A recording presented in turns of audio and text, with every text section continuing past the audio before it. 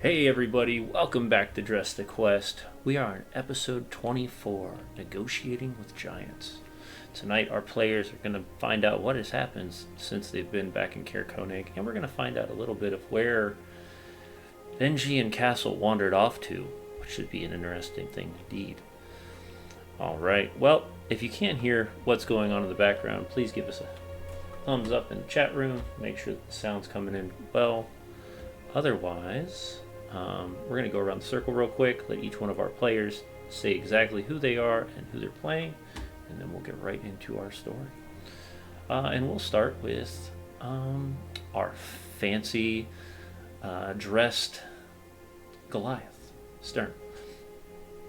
Yeah, so it looks like our nameplates are swapped. But Oh, all right. I'm Sturm. I'm a Goliath fighter wizard, war wizard specifically, and looking forward to the game today for sure. What happened? All right. We'll go with Alex. Hi, I'm Alex. I'll be playing Erwina Dwin, our Stars Druid and Lunar Sorcerer. All right. Chris.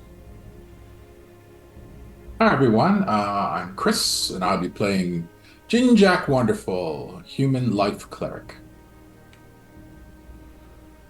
Benji. What's up, guys? I'm Space. Today I will be playing Benji Goldenclaw, the human barbarian. And Torrance. Hi guys, I'm Torrance, and I will be playing your Oathbreaker Paladin.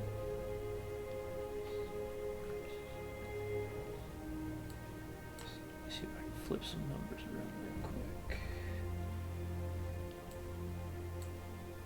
So we can get everybody back to where they need to be. Almost. 1, 2, 3, 4, 5. Okay, let's see here. We didn't know we were doing the body swap episode today. There we go. Everybody's back to normal. Alright. No, it just seems like Zoom came in weird, and when I was moving, it shuffled people around. It's alright. We figured it out. That's all that matters.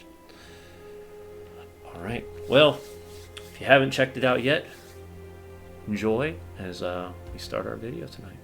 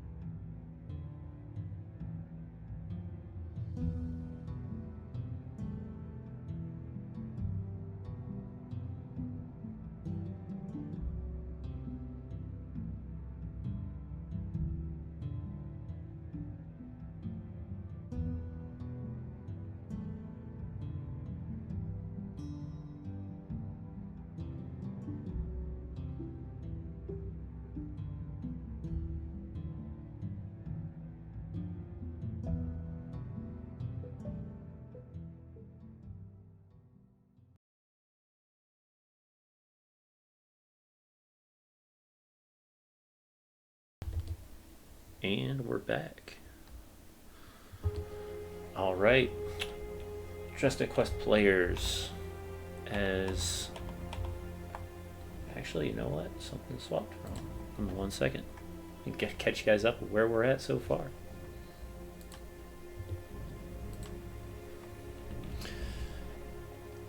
Must be my strange day today, but let's catch everybody up to what has happened so far. So the Northern Attitudes returned to the small village of Caer Konig, only to be met with a scene of devastation. Buildings still smoldering from within, tendrils of smoke caressing the edges of the walls as they escaped through shattered windows and doors. The once vibrant town now lay in ruin.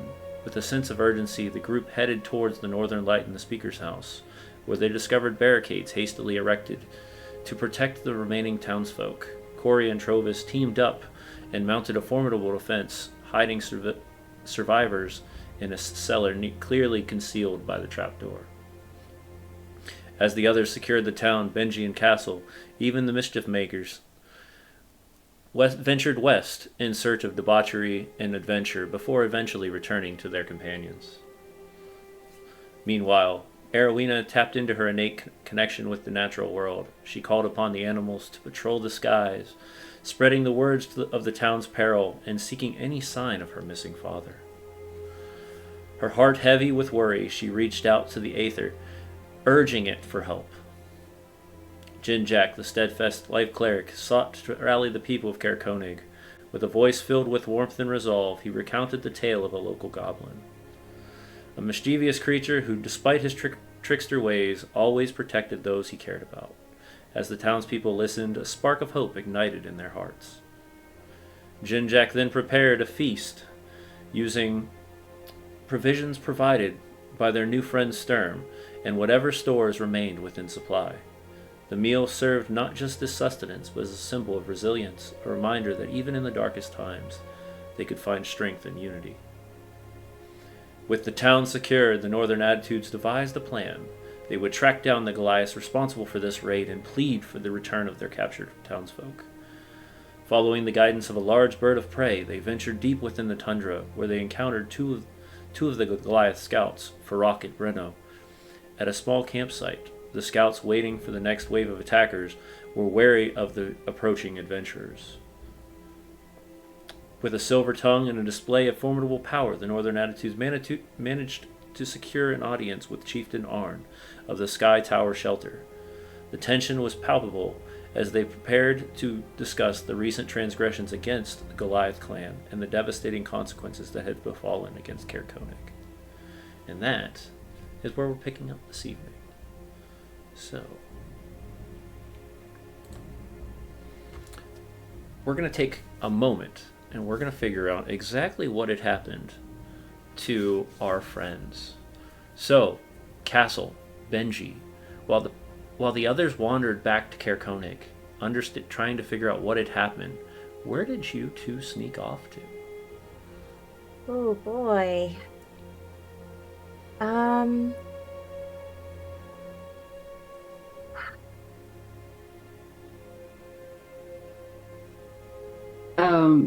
I went wherever Castle dragged me to. Okay.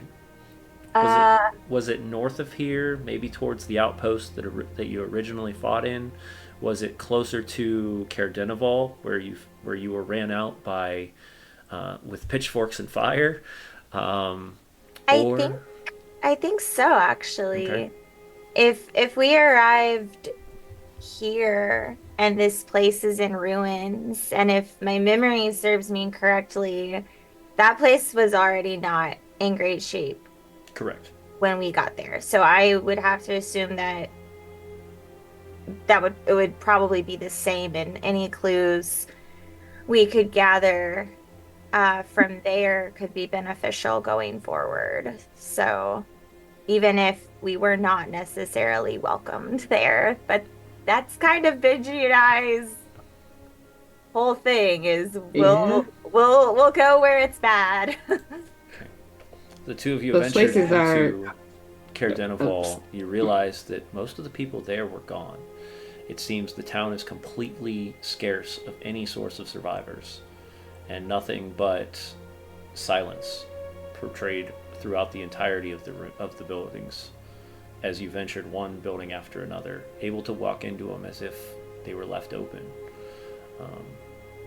Still, that strange, eerie black citadel sits on the hill. And is this the Citadel like we first went to, or is this the place we hadn't gone to before? This is a place you had seen in passing, but you have never actually ventured to. Okay.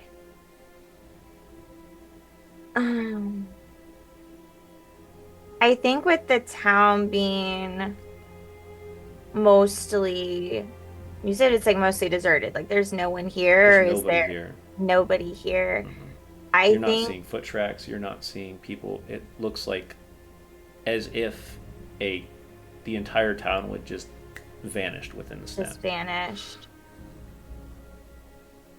I think if that's the case, I think Castle would probably just search for any other signs of like what took them, and given that there's no footprints or anything, obviously there's going to be no way to track it, but if there's anything left behind that could give us some kind of insight into what we'll be going into once we leave Caer Koenig, then I think that's what Castle would be looking for. Okay. Give me a perception check, both of you. Okay.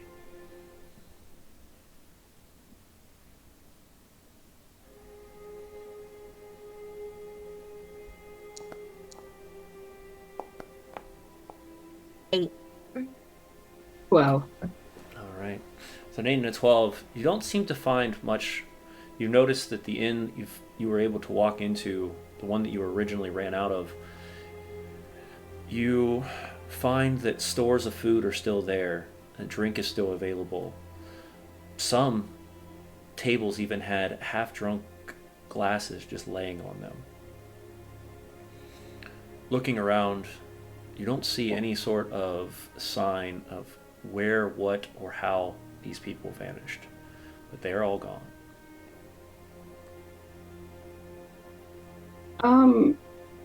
Castle, weren't there more people? I feel like I don't understand what's going on right now. Didn't we get run out of this place like a couple weeks ago? Yeah.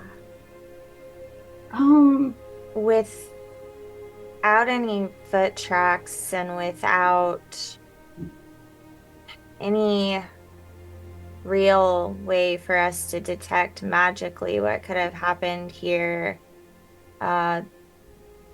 those my senses to detect any type of magical things, it would have had to have been within the last 24 to 48 hours. These people have been long gone.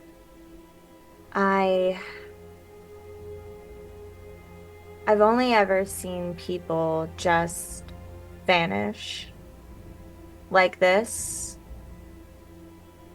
once, and I still have no explanation for that. So I'm also lost.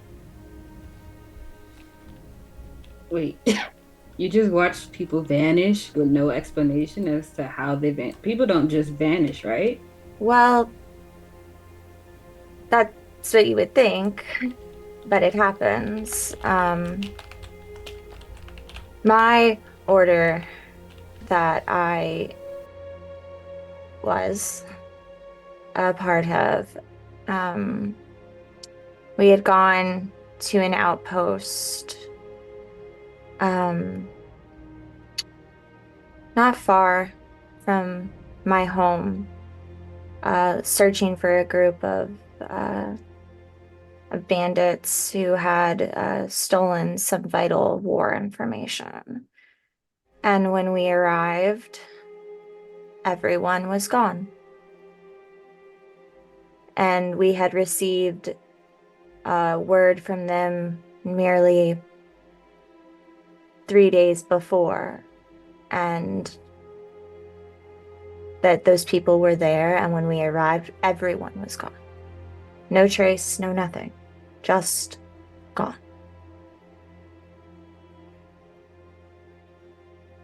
What? Okay, wait, maybe that's okay. I'm just trying to wrap my head around it real quick. Sorry. It's fine. I've never seen that happen before, but I don't even know. What do we do? Do we just leave now?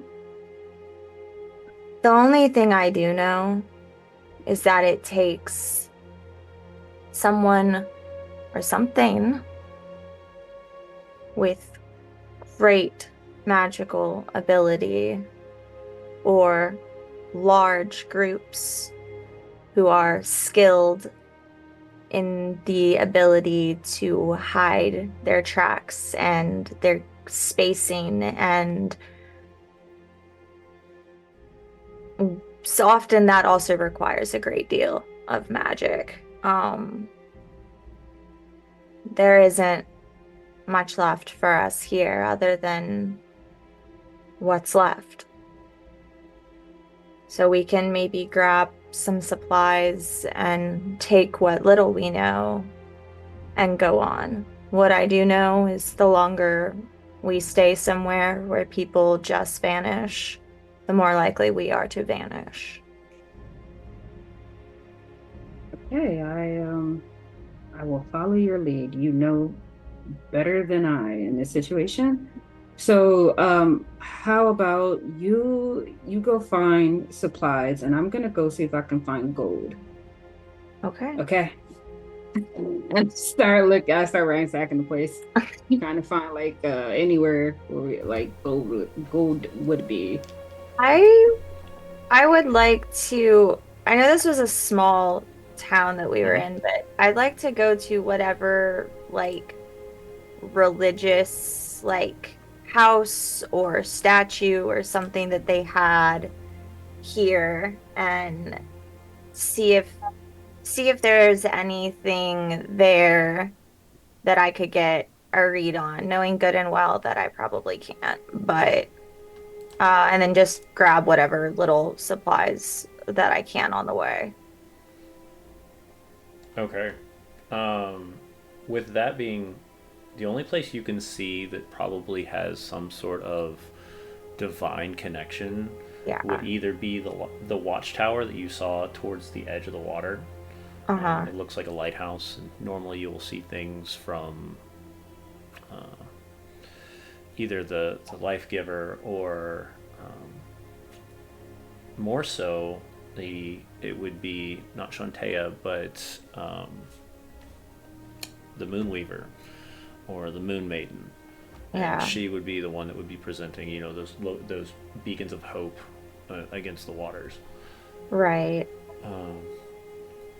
Otherwise, those are going to be probably the two places you would notice. There's also seems to be a small, broken down building near the lighthouse that could potentially be have a small altar in it as well. Yeah, I think I'll check out the small building first, and then if there's nothing there, I'll maybe go up to the top of the tower and just kind of scout the area to make sure there's nothing ahead of us before we move on. Okay. And Benji, you're out ransacking, correct? Yes. Yes, I'm looking for gold, potions, anything of use. Anything you can find of use. Yes. And the town's not small. Yeah. I mean, it's not very big though, but it has some size to it. You would, and you're going through any building, like not worrying if it's I'm going through every store, building. every building. Yeah, every building I can break my way into anything anyway. So. Right, and you're not caring what kind of damage you're presenting, if anything. Nope. You're just smashing smashing doors, getting into whatever you can. Yes. Okay. Do me a favor. Roll me 3d12. 3d12.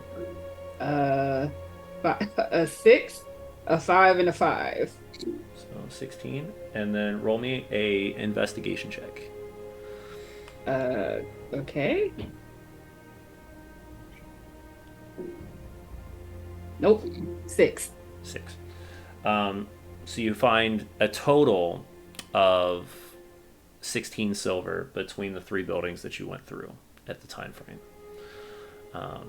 Mostly 2-3 silver here and there, but the one storefront you broke into, you actually found a small cache in the back, a wooden box that had most of it had about 11 silver just in that one. Food is rotted if you run into when you're in the buildings. Armor, weapons, things like that are either rusted from environmental damage, or there's just nothing left. Storefronts are bare.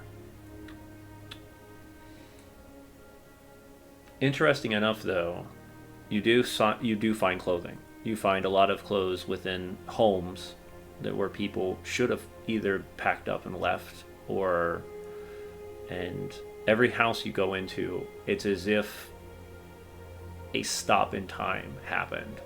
So some of the houses you walk into, there could be literally a half-eaten bowl of cereal, of porridge on the table, or there could be chairs pushed in, table set, but nothing in them. It's a very eerie, but it's a very eerie feeling every time you walk in. It's like you're walking into a specific time when this happened for each person. But it does give you the inkling that everything happened immediately and at once. Castle, walking into that building, it's broken. There's pieces of the rubble that have broken off and fallen into the actual area itself. Okay. You see 3 bodies laying within. Okay. Gray skinned, dark black hair, small, about half of your size. Things you've seen before, but dead. Giant gash marks within the chest, as if in each one the exact same spot.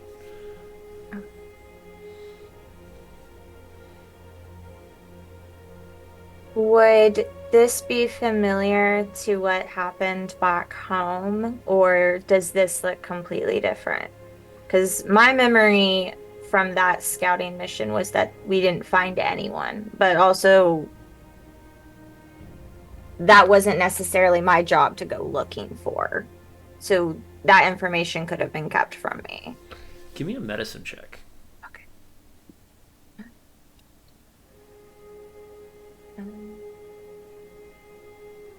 And while this is happening, this is during the same time frame as you all are actually getting to speaking with Corey and getting to speaking with Trovis, and all this is kind of playing out at the exact same time. And we're going to get them up to the speed of where we're at. I got a 14. 14. Yeah. You don't think they were here until after everything happened, and that something returned and made sure that nothing else left. Okay.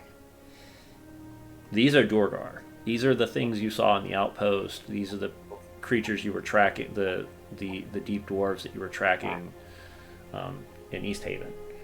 But these are not the people that you saw here. Okay.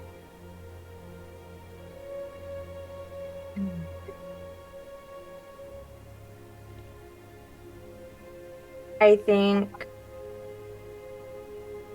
with that, Castle's plan is she doesn't want to go up to the top of the lighthouse now. Okay. I think now that we've been here and I've known that something's come back, whatever is left, I'm probably just gonna have to start scorching earth. Okay. Like buildings up, our tracks and things, like we're gonna burn. Because if we came back here and something else came back here, something else is probably gonna come back knowing that we were here. And the only way to erase that is the rest of what's left of this town is gonna have to burn. Okay. So I'm gonna just probably go find space and then start lighting things on fire. Anywhere that we were, I'm just lighting on fire. Okay. And one by one, and this takes most of the time difference between what you were all doing in Caer Konig to Caer Dineval, as absolutely debauchery is happening as every building that they go into is burning. Leaving, a dozen or so left. But out of the 16 or so buildings, it's going to be 6 or 7 of them will be burning by the time you leave. Yeah. And then you use the distraction to kind of make sure that you're cleaning up your paces as well. Yeah. Brushing your feet against the ground so that it leaves no tracks, things that you've done for years within your order. Mm-hmm. things I did within my order, but then like also taking that like little bit of like extra of those like faint memories of like dad taking me out tracking and being like, if you're tracking something, number one rule is you need to assume it's tracking you first. It smelled you before you smelled it. Got it. And so it's wiping away with like brush and like leaving pieces of the broken burning wood where we stepped, but then also like stepping somewhere else and then like climbing a tree and jumping down somewhere else. And it's a lot of extra work as we travel, Mhm. but nothing is going to hunt me that I have intention of hunting. Got it. Okay. As she does that, do we have either Candle or Gumbo with us? You wouldn't have Candle with you because you would have left Candle Yeah. with the cart. You would have Alfredo with you. Yeah, we'd have Alfredo with us. Okay, I would like to do Beast Sense while she's cleaning up our tracks. Okay.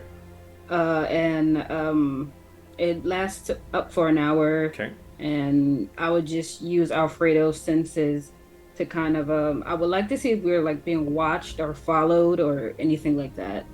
Okay. Let me pull up the senses of what we would see with an axe beak.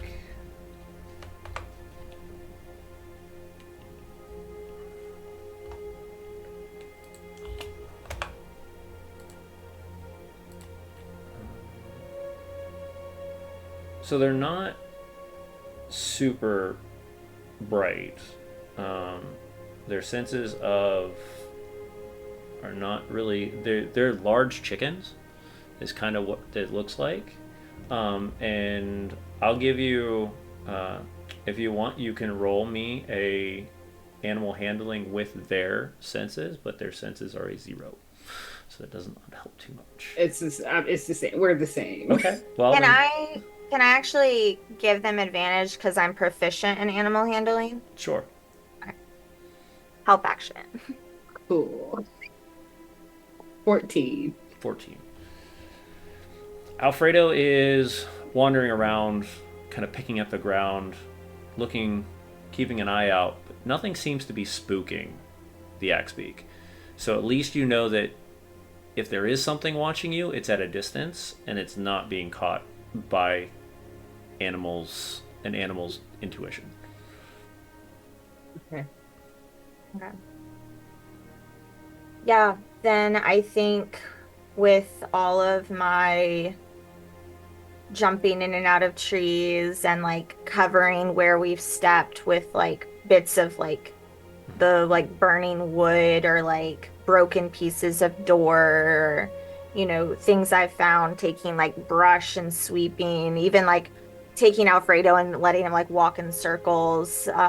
We do that on our way out of the town, and then probably for another like 5 miles Okay. So before this is going to I take s- yeah, time.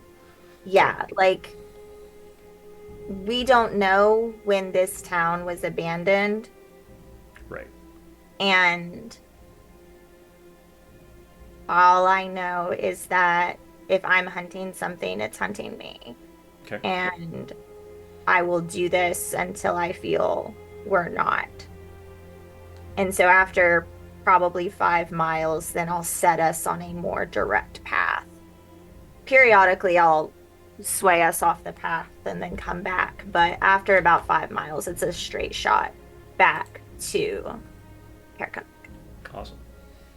So for those curious, this is the direction. This is where we're at right now. So let me zoom in here. So Caer Dineval is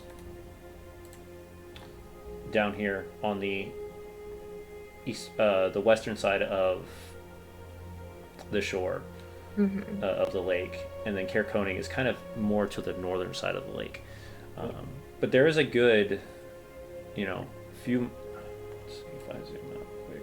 So a good 5 to 10 miles before you would even get close to the two. So you're about halfway through. You're finally starting to just turn around and say, okay, we've made enough of ground. We can head towards there. Okay. Through all this, we're going to kind of get you getting back to Caer Konig about an hour and a half after the rest of you are arriving back, after your meeting with Breno and Farok.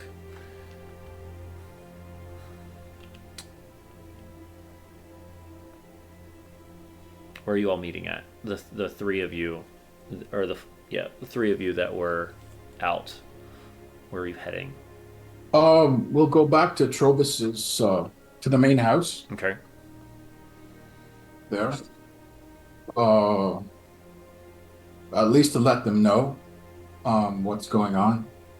And I'm hoping Trovis will let Corey know. Okay. I'm thinking we stay away from Corey's as much as possible because that's like a hidden spot in Got case negotiations fall through and the Goliaths come back. And that's kind of like their hidey hole.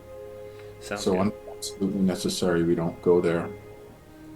And so, yeah, that's where we go. I mean, do you want to skip ahead and then just assume we tell Trovis what? Yeah, we're going to skip ahead and say that you told Trovis, you've gathered the information. Trovis sends a runner to the Northern Light, keeping distance from anywhere else, and knowing that runners, when they go back and forth from the speakers to the Northern Light, it's not a instant. They'll go to the Northern Light and they'll stay there for a few days, or until the next message needs to be returned. So Right. And the other thing is, we're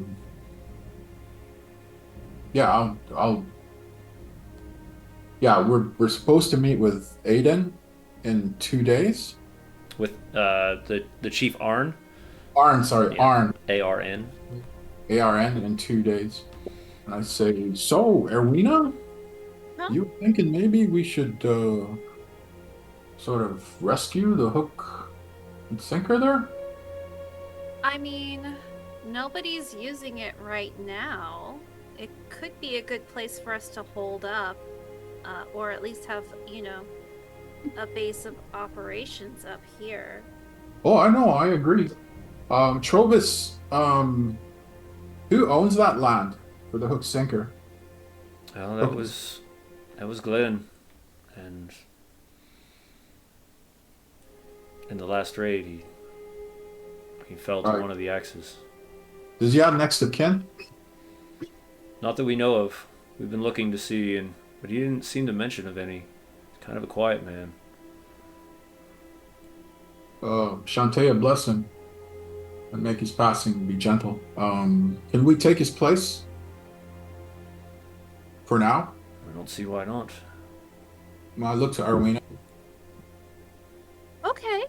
It's not a bad plan. No, it'll give us enough space, more than crashing at my dad's house while he's kidnapped will. Right. I mean, Sturm is a little taller than he used to be, and it was already tight with 4 people. That's He true. was smaller. It was tight with 2 people. Let's say we head over there then, and we'll set up shop there. Trovis, should Castle and Benji show up, could you let him know that that's where we are? Be happy to.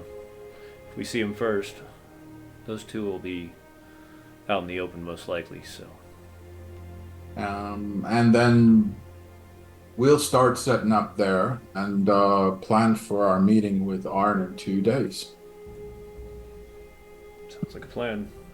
And So- we'll keep those here under watch and Grab the hopefully dogs.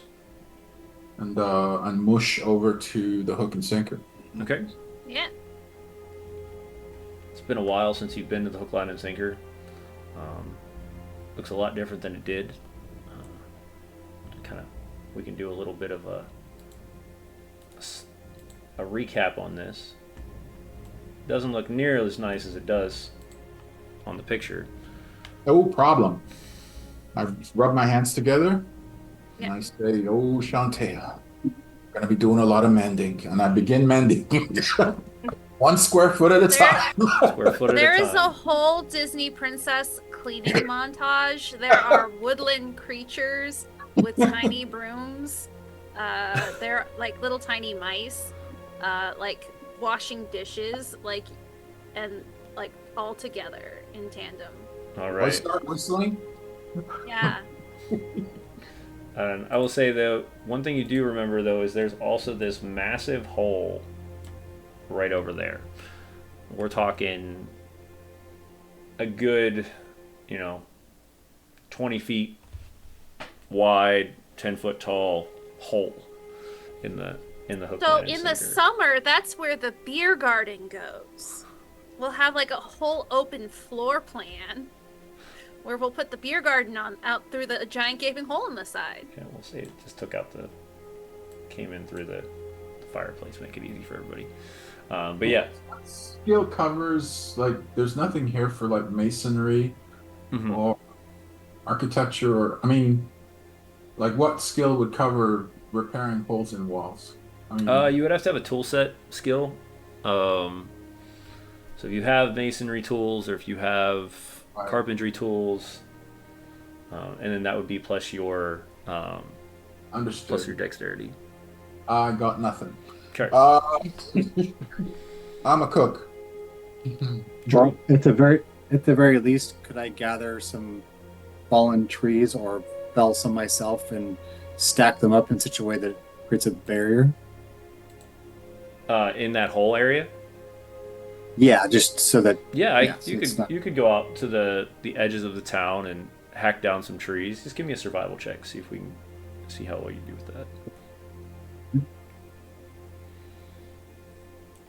While that's happening, Arowina, you're going through and you're cleaning. Jinjak, you're in the process of mending small holes and or small broken chairs, tables, things like that.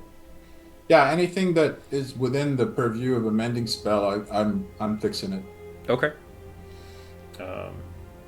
Mostly trying- tables, mostly chairs, trying those not types to- of things. I'm sorry, I'm trying not to step on any woodland animals. Yeah, it's okay. Just don't. They'll move. They'll move. I'll be careful.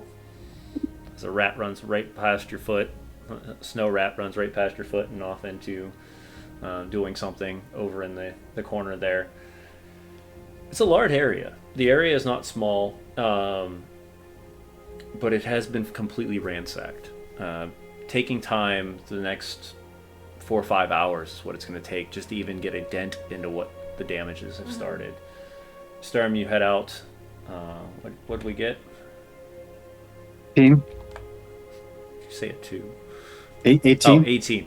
18. With an 18, yeah, you're able to cut down quite a few trees. Enough over those 4 hours or so, you're able to place kind of this pieced together Lincoln Logs like look to that area. About an hour in Castle and Benji, you arrive. You can see still smoke pushing off of some of the buildings. The front of Trovis's house completely collapsed in. Once again, though, that eerie feeling that nobody's around just catches you very strangely as you step into this town.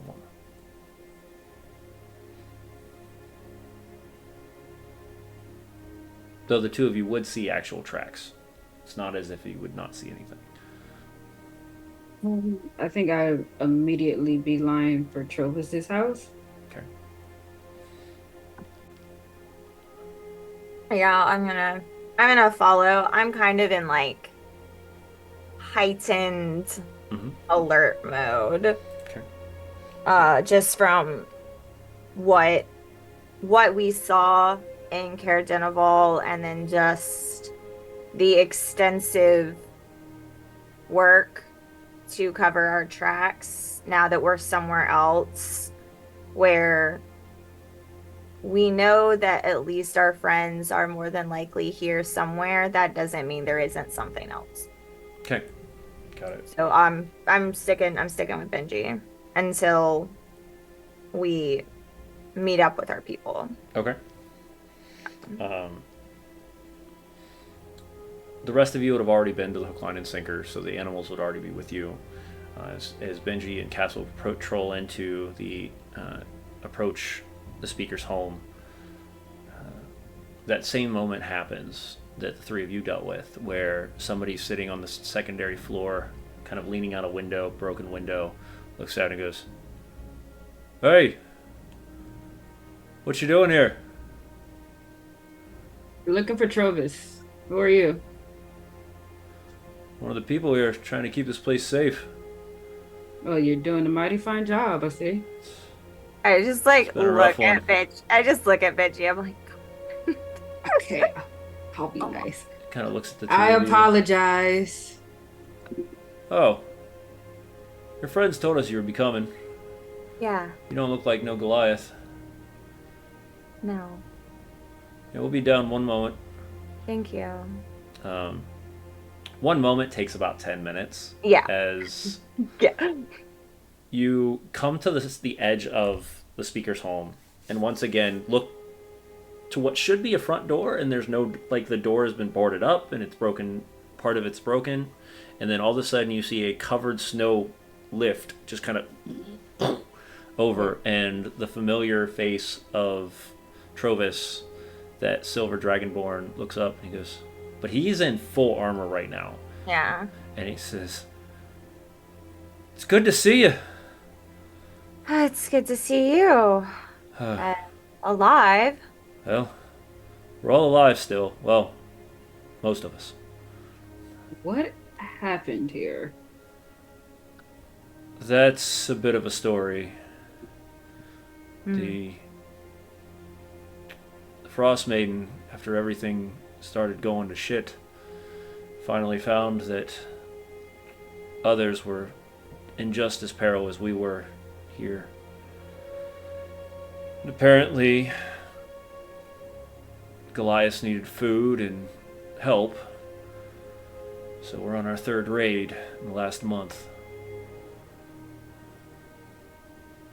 We've pretty much pinned ourselves up between here and the Northern Light to try to keep scattered, but everything else is in ruin and pillaged. Your friends are over at the Hook, Line, and Sinker. Glenn didn't make it. Oh, I liked him. He was nice. Okay. Do you need us to do anything? Like while we're here? Check with them. They have a plan of negotiating with them. I'm hesitant that it's going to work. Cardenival is gone. They get raided as well, maybe? I don't know if it was a raid, but when we arrived, no one was there.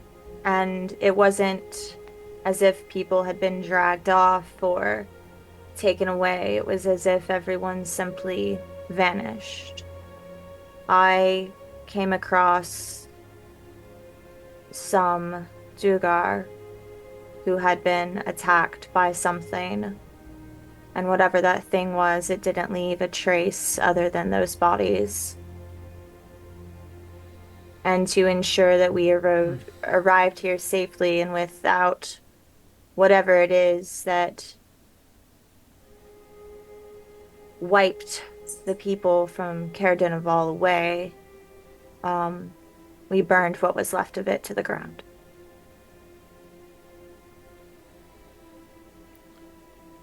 So, once again, we're back to square one, trying to figure out what the hell is going on here.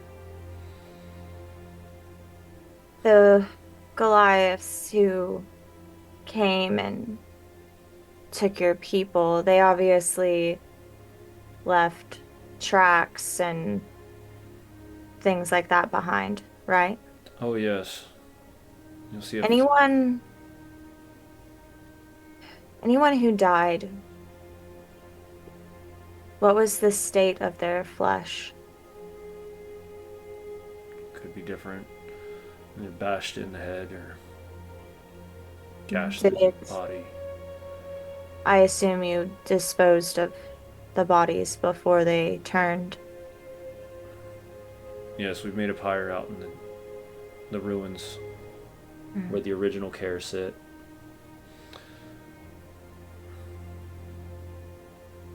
Make a note of that.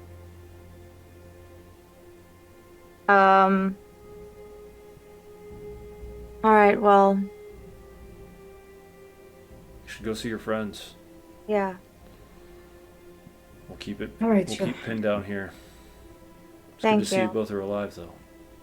You as well. And we'll head off. You'll kind of pull his cloak back up over, grab the trap door, and just kind of pull it back as it Crazy. sinks into the ground. Yeah. Yeah, we just head off to the hook, line, and sinker. Yeah. The man in the front, and the man on the second floor is just watching. It's not stalking or watching you, but just Yeah, keeping he's an just- eye out. Yeah. Yeah. So you head over to the hook, line, and sinker. You about 2.5 hours in. All the other three are in work mode at the peak of it. Yeah. Erwina has not felt better this entire time in Caer Koenig. It is just put all her energy into small projects mode. Jinjax, you can see the door has already been mended in the front. Jinjak, as you walk in, you can see tables being literally twined together with magical thread and cracks starting to vanish. Erowina doing this almost maestro-like movement half the time, directing small critters and magical beasts of different forms, just kind of moving them around to do small chores, herself cleaning a dish in the process. And then all of a sudden you hear a thud come from the far wall as you walk in, as you see Sturm on the outside with a large tree log just right there in the opening.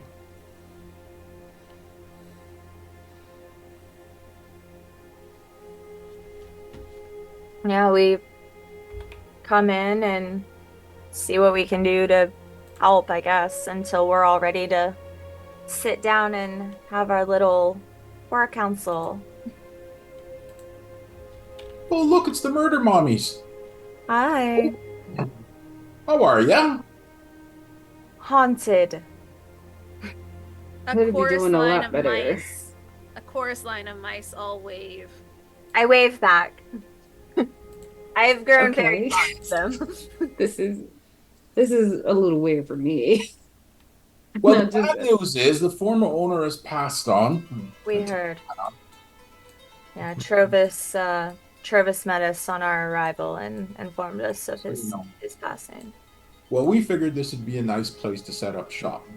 Nothing wrong with that. So, we're tidying.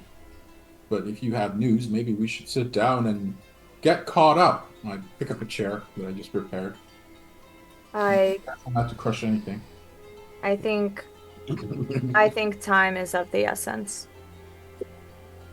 Well, we have at least a day, but you'll find out. Hopefully that is enough time. So why don't you share, well, how about we share what we've found out? Yes, please. So I'll go, yeah, I'll just set up the chairs, and then I'll go to the kitchen and, what do we have? Is there any food in the place? Nothing. This All place right. has been pillaged completely. Did we think to bring anything from Trovis's? I brought all this rotten food with me if you want it. Rotten food? Yeah. I found it myself.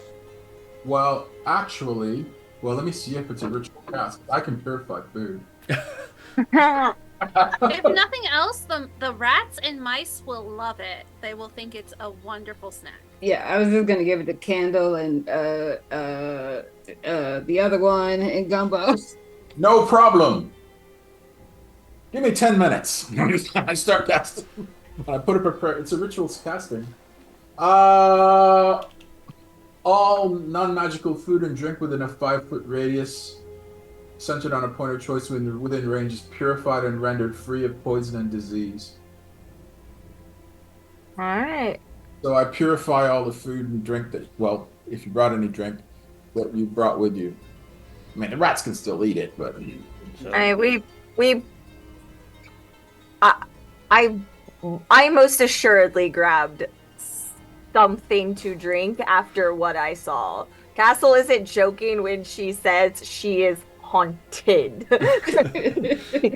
Haunted, deeply haunted. And I do have Create Water packed. okay.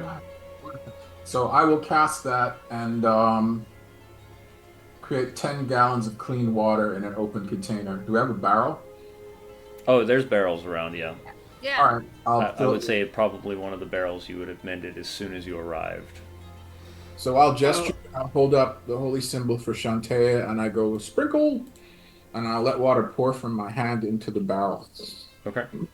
As he was doing that, I was just about to put all my bloody weapons, even my glaive that I took back from Trovis, into this barrel. And I was like, well, can't do that. Thanks. So we got another barrel in here. There's plenty. It is a tavern. Yeah, there's multiple barrels between here and the cellar. Some have holes in them, some broken, some are actually still in full tact. I try to find a one that's fully intact but empty, and I just sit it next to the door, and that'll be our weapons check from now on. So when people come in, they have to put their weapons in. And as a start, you just have all of the bloody orc weapons that you've been carrying around for the last 2-3 weeks. Yes. Just tossed into this beat up barrel. All right.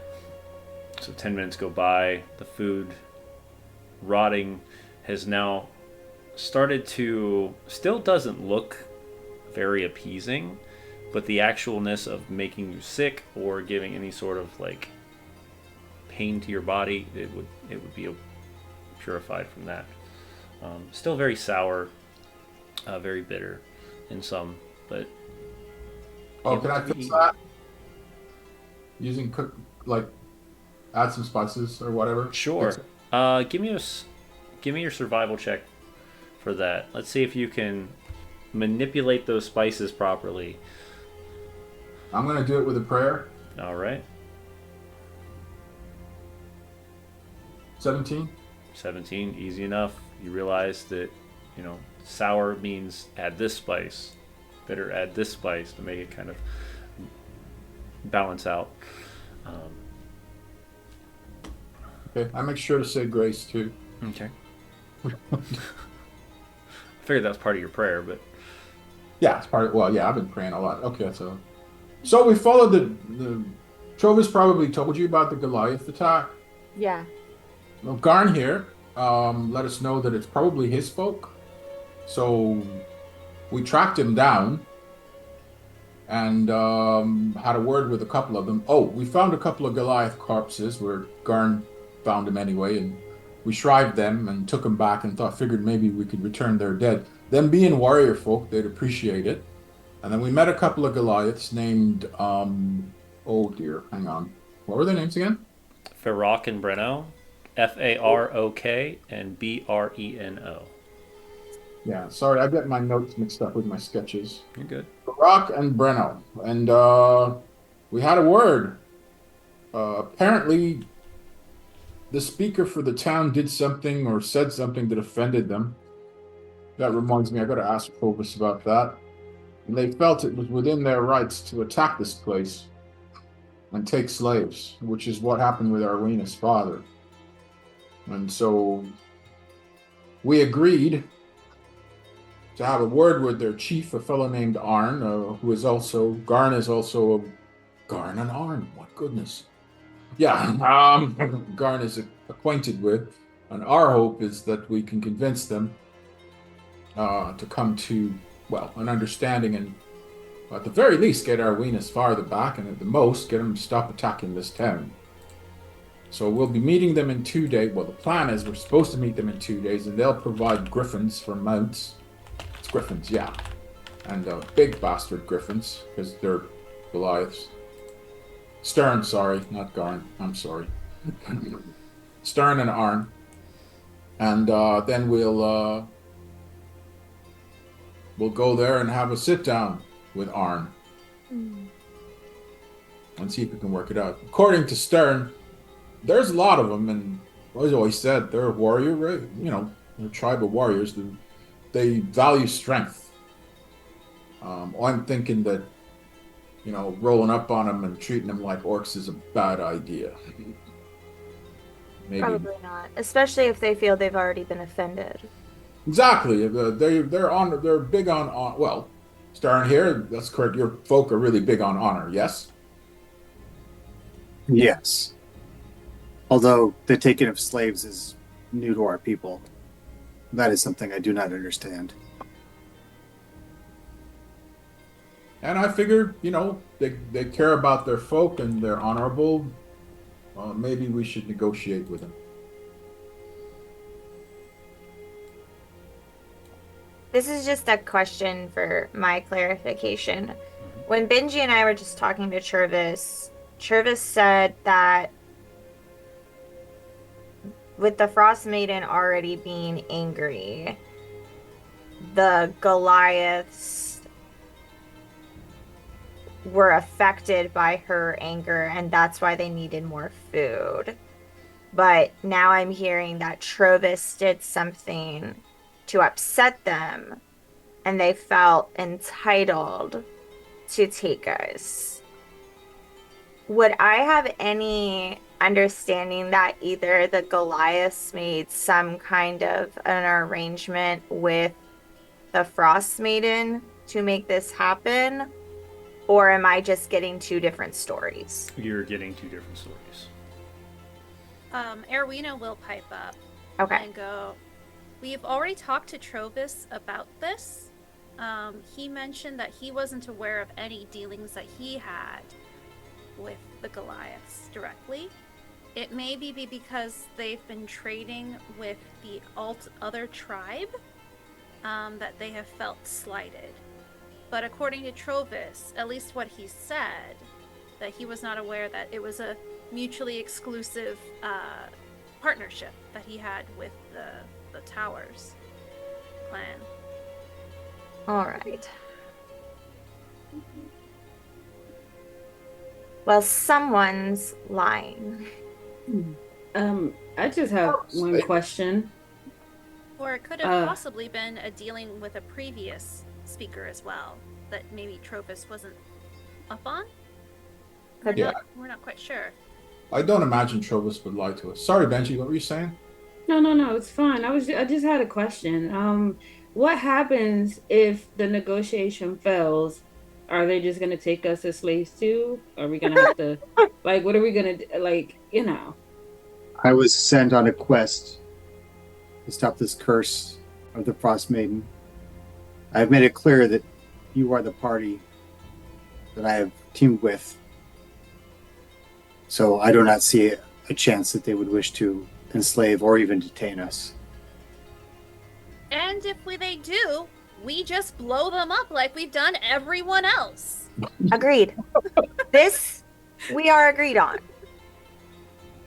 If negotiations go south, we blow them up, right? Yeah, but As I mean, from what I'm hearing, it sounds like there's way more of them than there are us. There are more than There two. were There are also more than 2 dozen. orcs. 2 dozen? Oh my god! No, We blow. don't have to kill them. We just have to get away. as No, we Arowita As Irwita says, blow them up, Castle gets like really excited, and you see just like little bits of like thunder crackle across her fingers. She's like, "Oh, I can make that happen." She's like, We definitely would have to kill them, or else they're gonna chase us and follow us. Again, So, you're making a lot of assumptions here. I have faith. I have a feeling that we're going to come out of this well, smelling roses at the very least. But certainly we should be prepared for the worst. But again, I have a bit of faith. "Well, well, I mean, it's kind of hard for me to do. You can do it, Benji. If anything, Yeah. I mean, I kind of resonate with the, and I point to Castle. Your goddess, she gets it. she'll be appeased in some way at some point, I'm sure." All right. I mean, well, if we're going in there, I just want to, I just don't want to die. I just don't want to be None of us. trapped or anything. So let's start with peace and then have blow up as option B. Yeah. I might also have a bargaining chip we can present them with, from what You I haven't found. told us about what you happened on your journeys. Please, Yes. enlighten us. We might have information that they might want by what I found and we found in Caricone, or Caradinavol. Well, we arrived and everyone is gone. But there's no trace. There was no tracks. It looked as if everyone's lives simply stopped and they vanished. The only people I found were 3 Dugar whose skin had turned gray, not rot, gray, and were met with slashes and marks, but no trace of what did it. No trace of how there was not even a trace that these Dugar had even entered the town. Everything was simply just gone.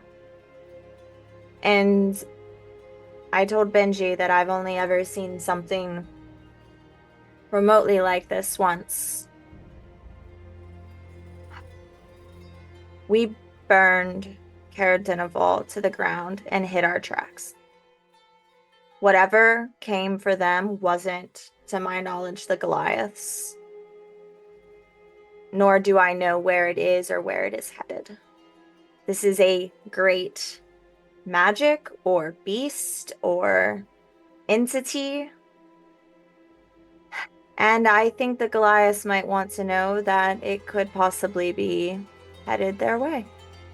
And we could fudge the story a little bit and let them know for sure that we know that it's headed their way. I made a history check to see if this sounds familiar at all, be it Durgar or any other happenings in the past.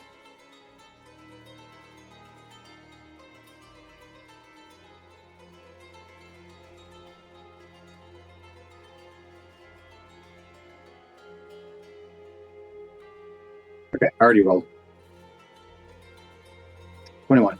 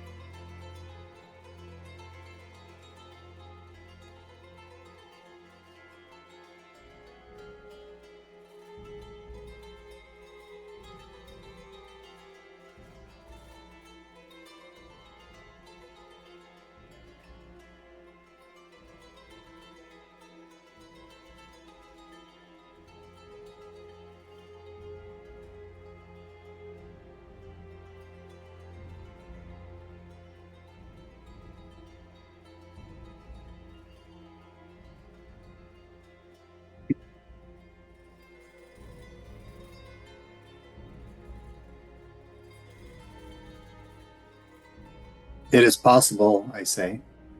This could be the work of the Black Blades, although there's never been definitive proof that things like this have happened before, and their names have been whispered. They're a secret organization of wizards. I think that has to be a organization that Castle has heard of before. Like,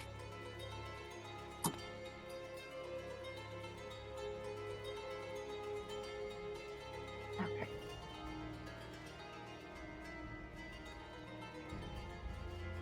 19.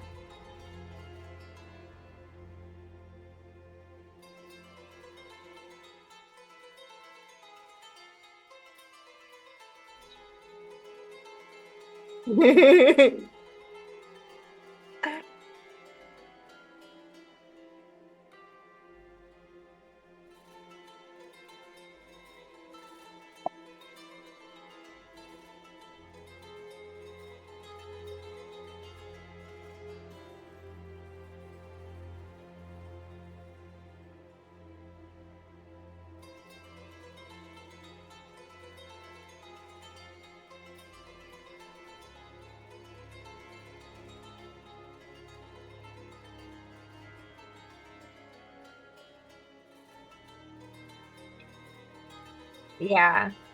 I think that's enough for Castle to like be paranoid that this is essentially the group of people that have rotted the monarchy of her home.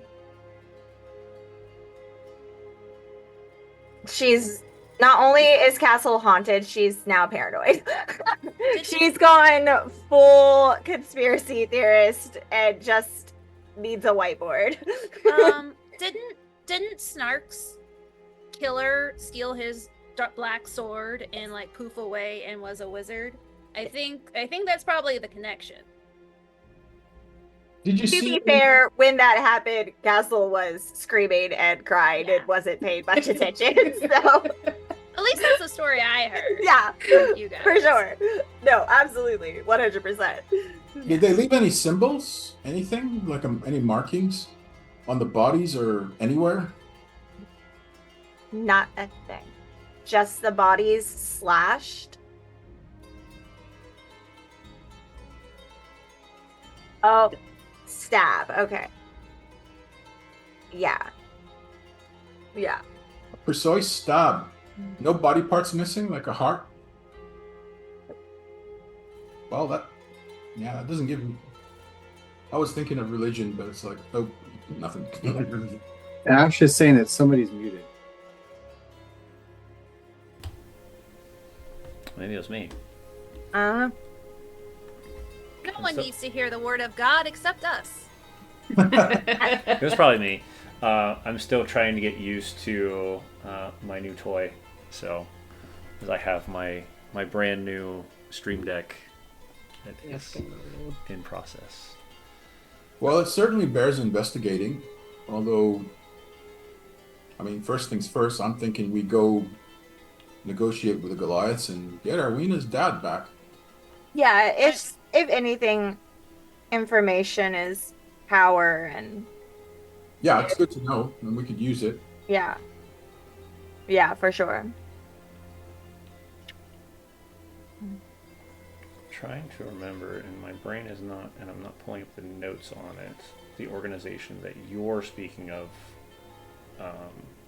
Castle. Yeah. My brain is not working. But yes, you're right. Is heading to the getting Arwena's father probably is the more urgent. If nothing else, then the Goliaths will think we are very rude and be slighted again, and it's only going to get worse. So we have to show up Right. to this parlay, or it could get worse. No, I agree. I agree that is absolutely our first mission by far. But I mean, if anything, we have possible information they may want. for negotiations. I have no doubt that there's going to come a point where we're going to have to go investigate that Black Citadel. I'm sure we're gonna have to. Yeah. Castle, the organization you were looking for was the Arcane Brotherhood. That is the Yeah. organization that has been heard across the entirety of the realm, not just here in Icewind Dale. In Castle's mind, they're They're all bad. They're all bad. They're all bad, and they're all rotting her country from the inside out, and therefore they all gotta go. Okay.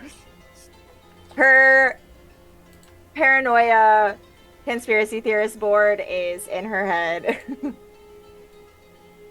We are deeply haunted. Okay. So I will say, at this point, is there anything that the party would like to do over the next day and a half, or do we want to kind of push through, stating that mostly you're fixing the puzzle, you're fixing the hook, line, and sinker, and we can get you moving towards the interaction with Arn? I I'd want. Oh, sorry. Go ahead. I was just gonna say, I think the only thing Castle would want to do, and if she could do it in like one go, is I want to talk to Chervis because I have notes and someone's not telling the truth. Okay. And if we have time before we leave, I want to look at that pile, like maybe on our way out of town, look at that pile of bodies and see if I see any similarities. Okay, the pile that you're speaking of is within the ruined care, which would be it would be a different direction from where you're currently at. That is not as important as talking to Chervis, because the more information we have before we go talk to these people, that could potentially be beneficial to us having a negotiation with them. So that would she would make that her priority. Okay. Anybody else want to do anything? Arowina? Yeah. It's a short little scene. I think while they're cleaning the hook, line, and sinker, there's probably like an area where musicians would almost like carve their name, like traveling bards, into like one of the almost like that bathroom graffiti. Okay. Kind of style, but instead of it being in like the outhouse, it's like almost one of the supporting columns by the stage area. Okay. And Erwina's gonna lean over to Jinjek and goes, "Hey Jinjek, can I have a favor? Can I ask a favor? Certainly. Itty bitty little favor." And she'll lead him over, and on this like pillar is carved into the wood is hare and heron, like carved into the wood. Can you do me a favor and can you mend that away? Oh, certainly. Thank you. I'm happy to clean up some graffiti. And, I mean, just that one. Just that one's fine. Just that one. I'll mend it. Yeah. And her mood kind of like keeps shifting, but then she gets back to work.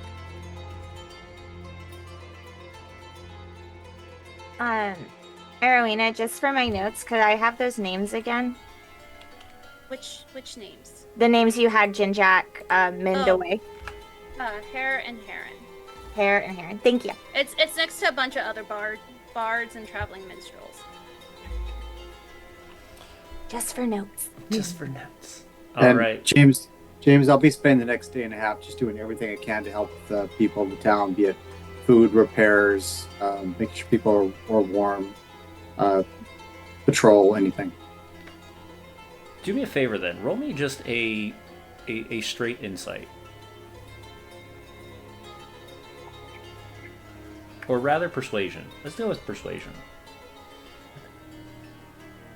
With my 8 charisma.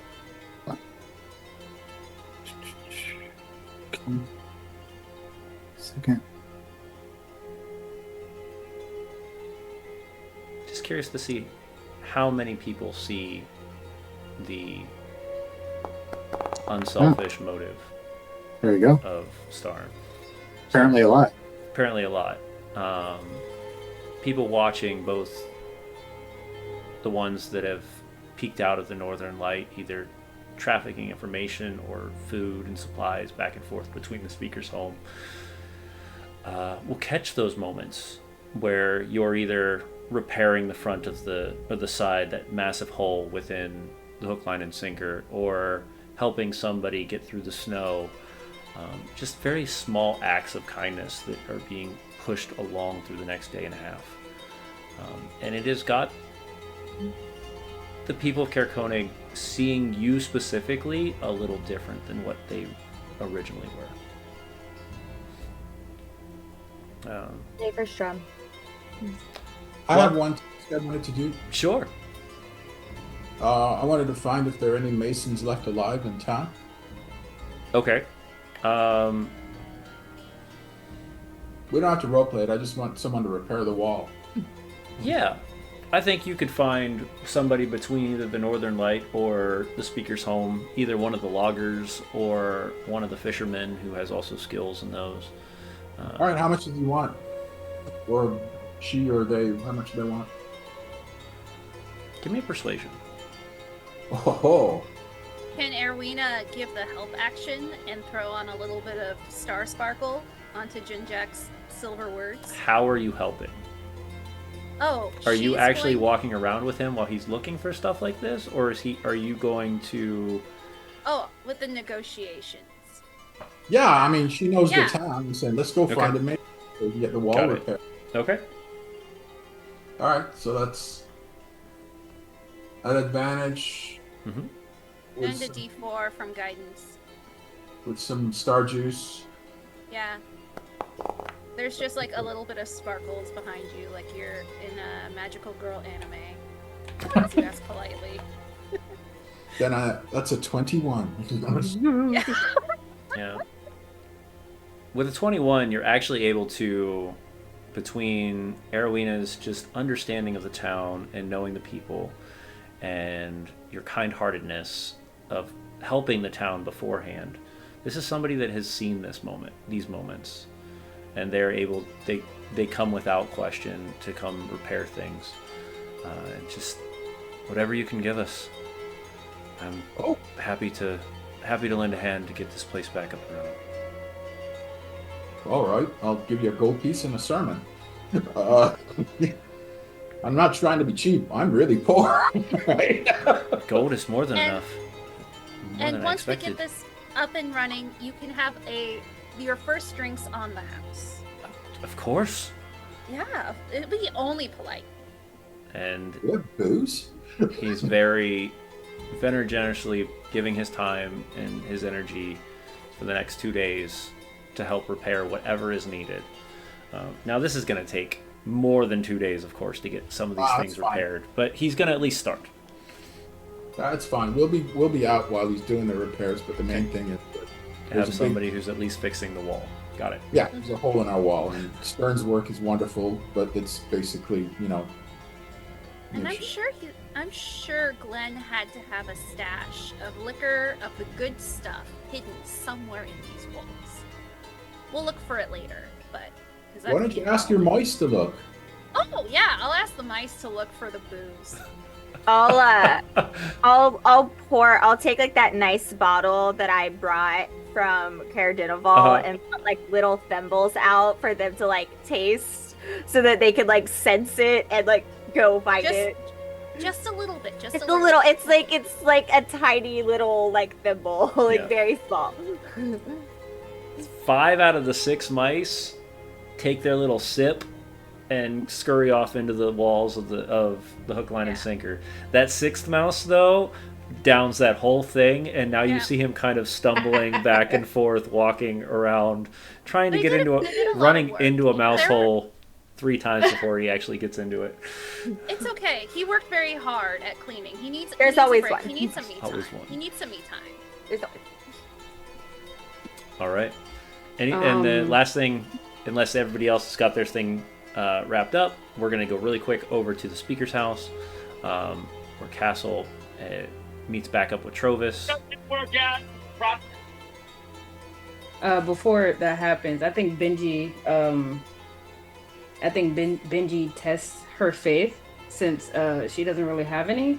She takes that feather and finds like a dark room, the raven feather that Castle gave her, and she just kind of holds it in her hand, and she's just like, all right, like, I don't know how to do this, so I'm gonna just talk to you like you're standing right in front of me, but we're about to go do some crazy shit, and I have no faith in any of us, well, besides Castle.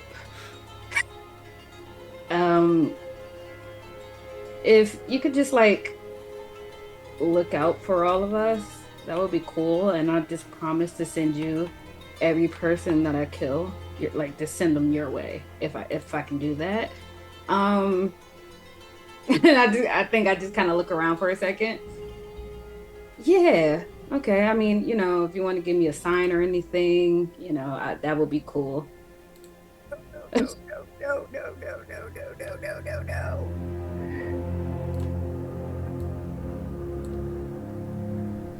And that's it. That's all she does. She's just like praying to the Raven Queen. No. So mad right now. Roll me a D100, please. I don't like that you did. Ooh, that's really bad. 14. Mm-mm.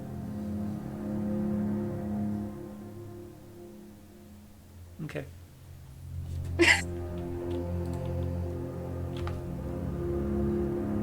You know, you could just Do give me you a tell sign. me that you do this? Do you Nope. tell me? I don't tell anybody. I just find a dark room. And I'm just like, you know, if you could just give me a sign. You know, I just want to know if you're listening. Just protect us, and if we can strike a deal, we'll strike a deal. No.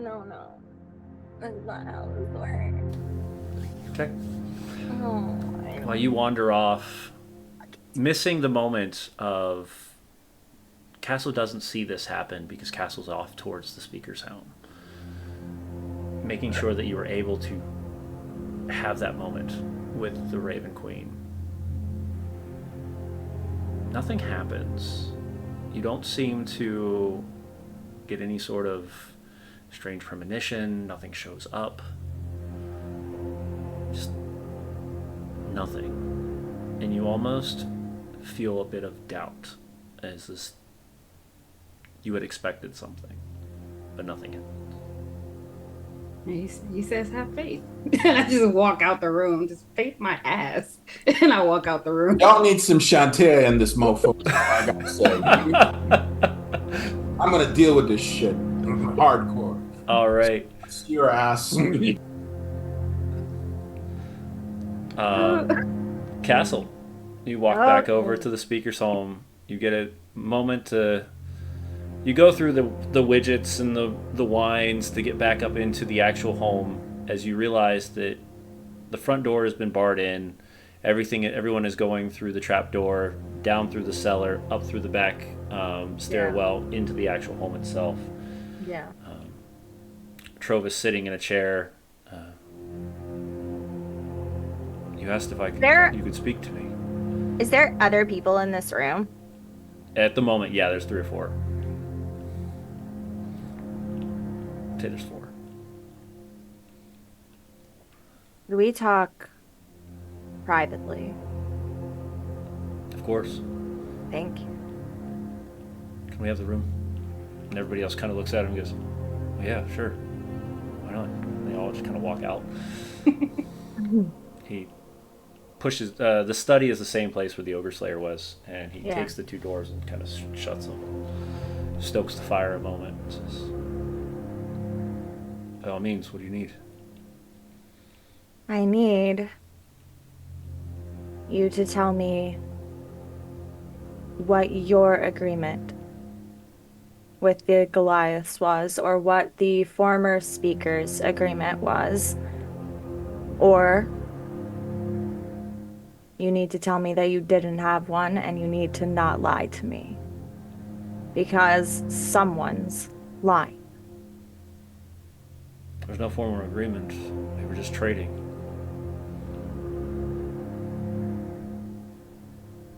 Then why did you bring up that they had an arrangement with the Frost Maiden, and they're saying you had a trading agreement? Like I said, we've been trading for months. We didn't know that there was a war. There was an argument between the two clans. Frostmaiden, I don't believe is probably the reason this is all happening, but I can't tell you for sure if that's why this is happening or not.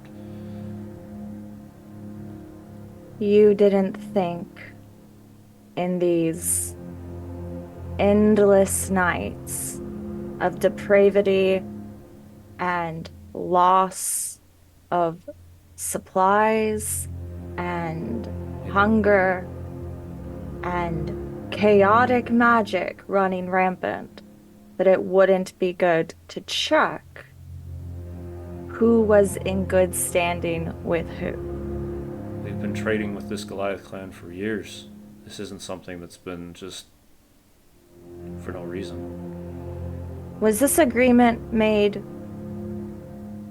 when you first took office or before? Before. We've had this thing for many times.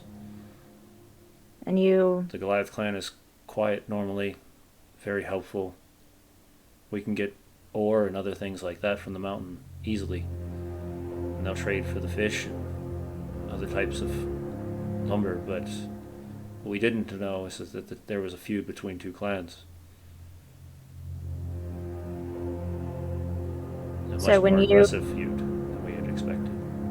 So you took office, and you just never looked into any of your political arrangements? You just assumed it was all fine? Why would I look into a trade arrangement with another clan just to make sure that we're getting food and resources as needed? Because it's all relevant. Nothing is free. It's not just food for food, stone for stone. There's always something else. Sorry, even here in the wild. You come from a place where politics run everything. But here it's all about survival. We trade to get food, things we need. And so if it's been that way for much longer than your little crew has been here. So if you have more fish than someone else, that doesn't give you a sense of power?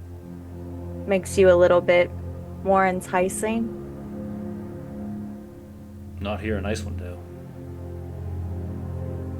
That was your first mistake. Just because that's always been the perception doesn't mean that someone else perceives it the same way as you. They didn't just come in here because they felt entitled to. They came in here from a position of power because they knew they could. Because someone didn't look at the bigger picture. You see his eyes get very narrow with you. All right, Princess. You really think that I wouldn't have checked into something like this if I would have known it was there? If you're saying that I, the speaker of this town, is at fault for something to save my people? No. I asked you if you looked into it, and you said didn't. What was I to look into? What was the point of looking into food, to resources, to survival? This isn't some political bullshit from wherever you're from. This is survival here, Missy. And you might want to figure it out. And you might want to figure out that the only way people survive is when they take power. And if you look around, you all don't have any anymore. I'm sorry. I think you've lost a little bit of what you've come here for. We haven't had power in years. We live in a place of nothing but survival. We run from town to town to make sure that we're keeping our people alive. The And people look from at the what all stones. those running in circles has gotten you. Me. If you even knew an inkling of what my life was. Do you have an inkling of what it's like to not be a princess and survive and outlive your entire country that's eating itself alive because they wanted to survive on nothing but power? I've had no need to, because we don't need it here. You act like these creatures are people. They're mountain folk. They don't come down from the mountain unless they need something. And we've been trading with them for years. Well, Solve the feud between the clans and maybe we'll be able to resolve this issue. While you're doing that and dealing with the things of survival, I'll make sure this town stays alive. well, maybe Are we done? we will. And we're done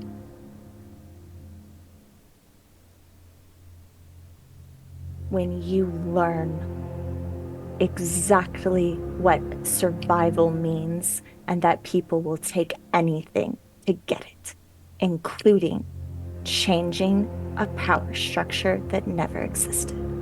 I leave. He slams the door behind you. Fucking guy. You see all these people kind of just standing next to the door. Like, wide-eyed.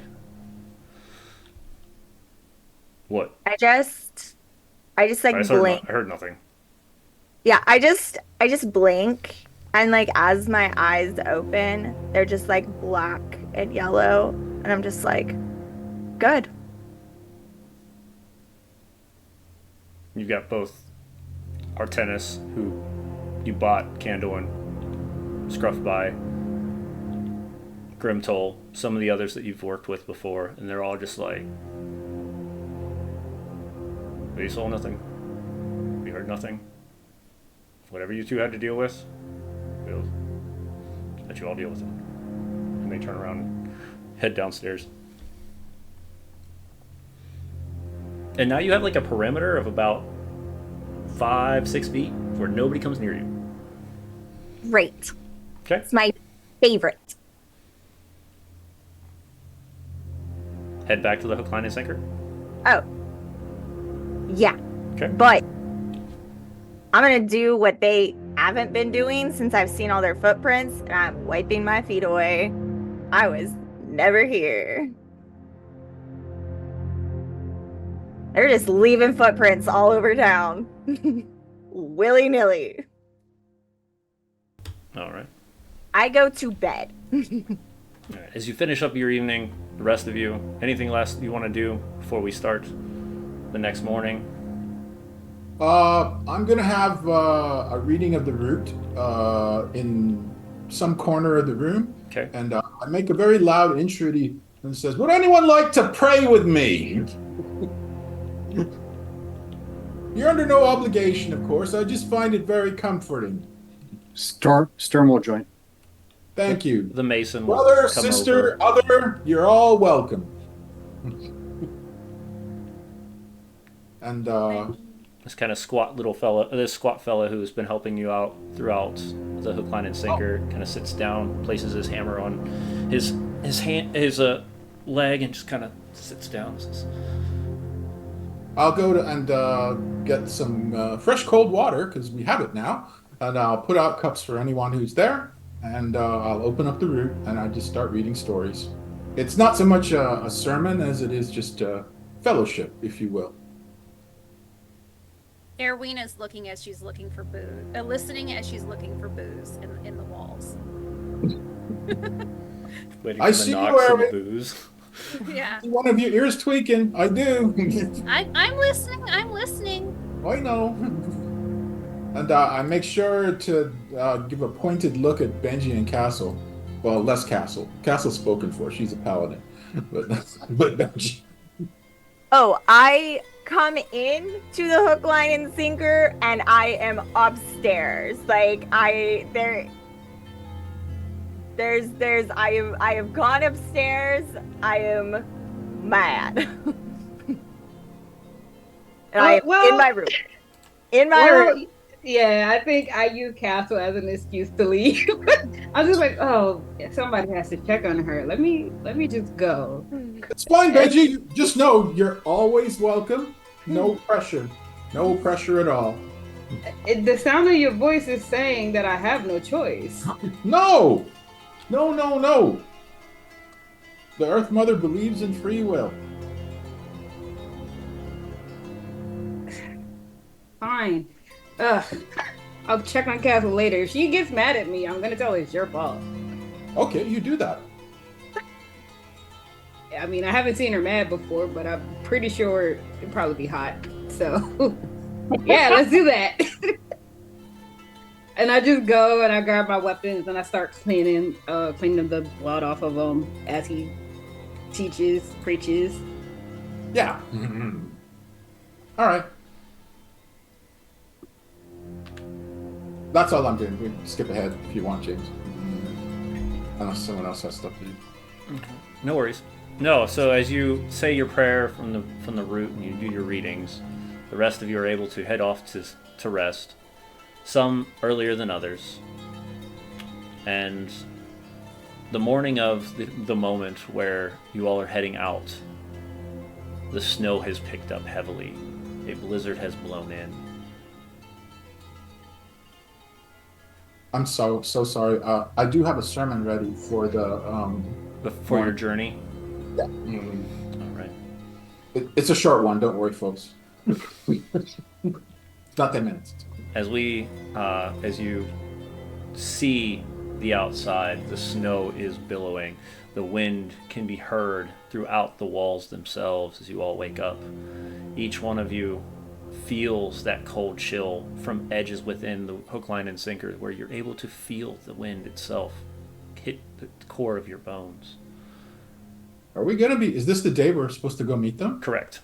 Mm-hmm. We're gonna be griffin riding. Oh, goddess preserve us. All right. You all meet downstairs, the hook, line, and sinker, before you head out. I'll prepare breakfast. Okay. Breakfast is prepared by rotten, but not rotten food. Yes. The assortment of stuff that Benji brought back from Caer Denival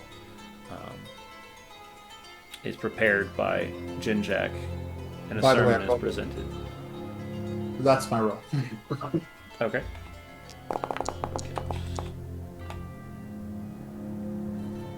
Is that natural 20?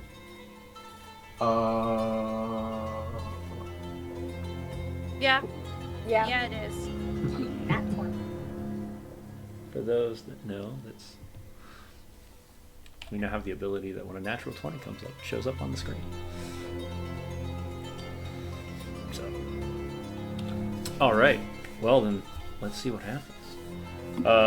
With the natural 20, you're able to find all of the spices you need to make this an actual very, very filling meal.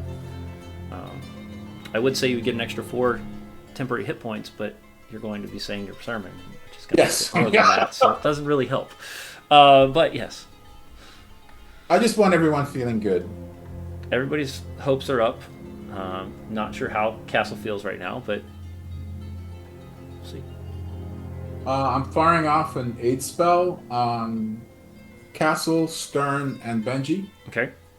So that's 5 temporary, and then you're gonna get another 7 after I tell the story. So you 3 will have 12 bonus hit points, and Arwina, you and I will have 7 bonus hit points. Okay. Awesome. So 8 will give her bonus hit points plus the 7 that you have for the temporary, correct? Right. It gives 5, 7 from the temp, so it's a total of 12. But the system doesn't know how to differentiate between Actual additional hit points and temporary hit points. I got it. Yeah. Cool. So I'll just say 12. And then I'll just read a quick sermon. Okay. A quick story.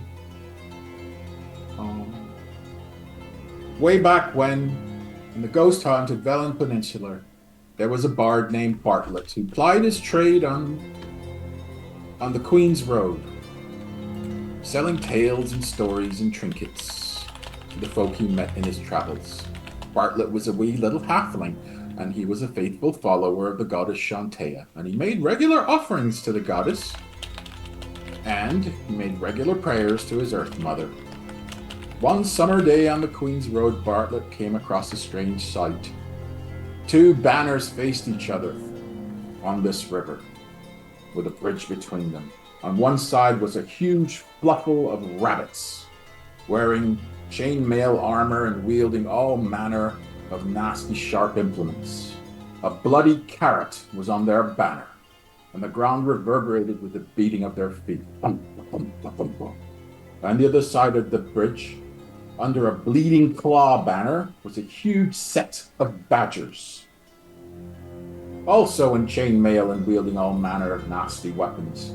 A deep, savage growling was coming from the badger set. Oh.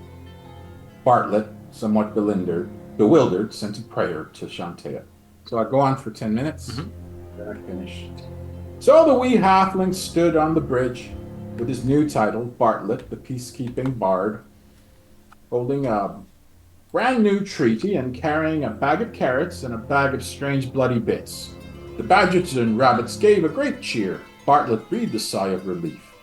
So remember, peace is always an option. Blessings of the goddess be upon you all.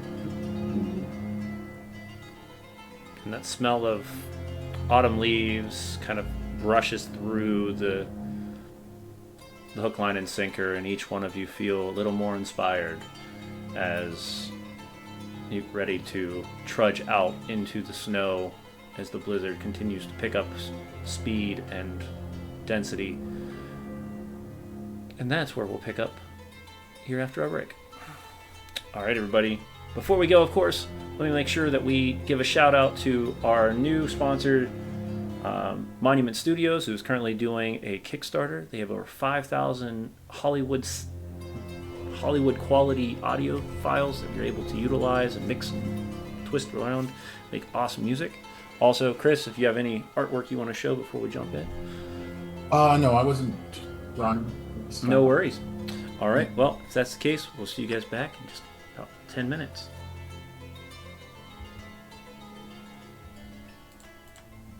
It is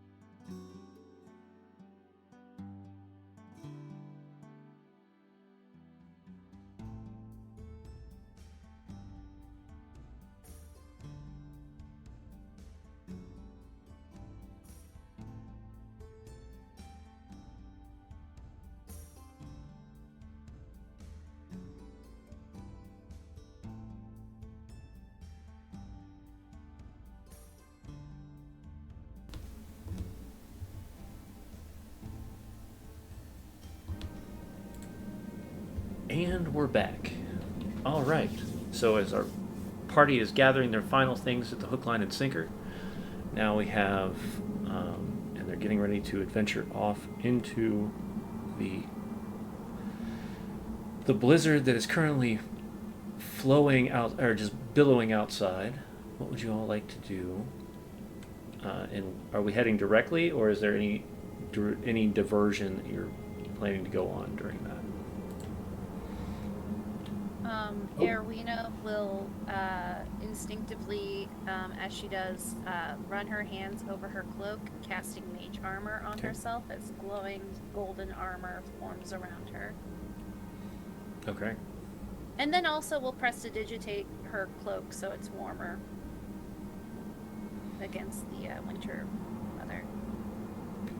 You all know it's about 10 miles of hiking, pushing through to get to the spot where you guys were at the campsite. So it's about a half day's journey. So Can we take the dogs and Roberto and leave them there while we go ride griffins? I mean, that's up to you. Or do you want to go on foot so we don't have to take the Axbeak and the dogs? Yeah, I think we should probably stable them just to Yeah. make sure that they're safe. Yeah. All right. Yeah. Because you're we not telling have how long. we arranged passage for ourselves. Yeah. So I'll break out those fancy snowshoes that Arwina made for me, Okay. and I'll mend them if I've been damaging them or anything. Okay. So as you mend the snowshoes that Erwina made at the beginning, you all immediately feel the trudge of snow underneath your feet as you push out into the blizzard, heading north towards the campsite where you're meeting with Arn's scouts. Bring that up. So as we journey, give me a. We're going to kind of go around the circle, unless somebody wants to lead the excursion, and then every square pretty much will have potential for something. As you guys need to get to, it's about 30. So it's right here is where you guys will actually be being picked up. So this little pink spot right there. Arwina, maybe you want to lead.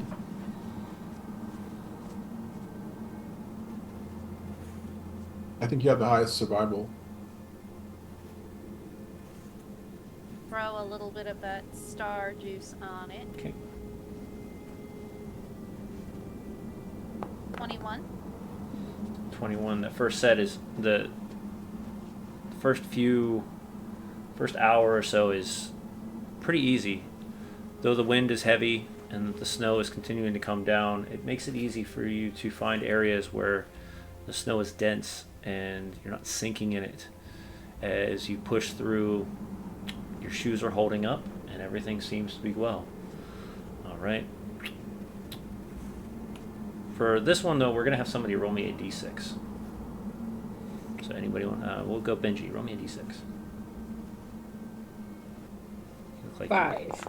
Okay. Continuing through to the second portion of the journey.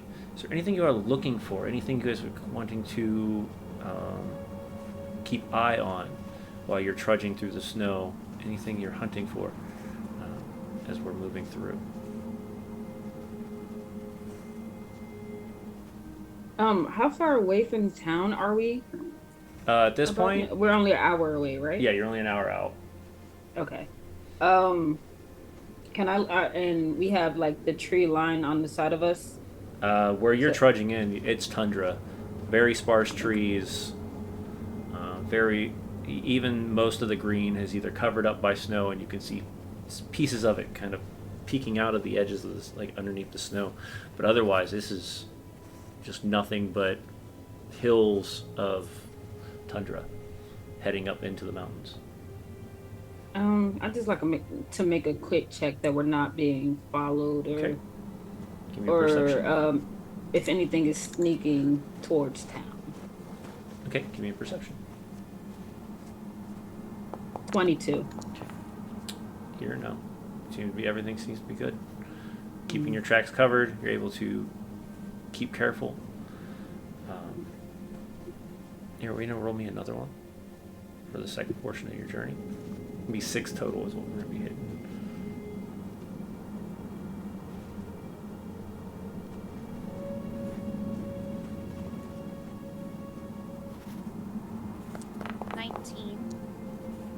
As the incline, as you start to ascend farther up into the mountain range, you're starting to feel the incline and the elevation. The air is getting a little more difficult to breathe. The wind is continuing to keep up, and the snow is continuing to fall. But you're able to find that extra push through. Give me your third one.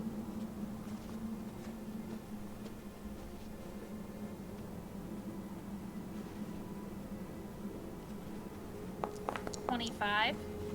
25. Pushing up again, you're able to get to the edge, the tip of this one mountain range. You're looking out across. You can see where the valley is going to dip down and then push back up towards where the campsite is. You can almost see in the distance between all the snow before the wind covers everything within your vision. As your vision kind of blurs looking forward, looking out into the mountain range. But you can see that small tent kind of out in the distance, just barely between the moments of clarity.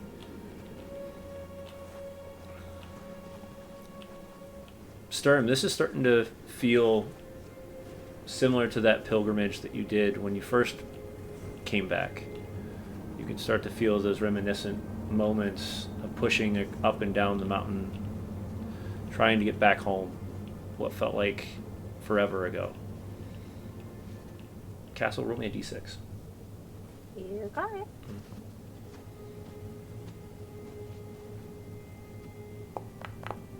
Okay. Fourth one, Erwina. A little lower with a 16. 16, you start to see that you're going to have to go around the mountains now. The edges of the mountain continue to form upward as you head higher and higher.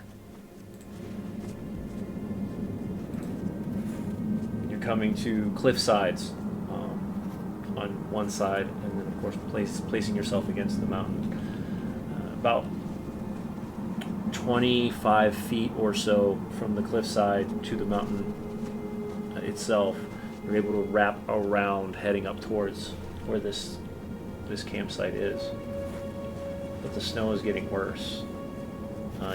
Everybody, I need please give me perception checks. And since the blizzard has gotten to its peak, everybody does it at disadvantage, please. Unless you have unique ways to resolve that. Let me see. No, I do not at this moment. Would a light spell help? Nope, not here.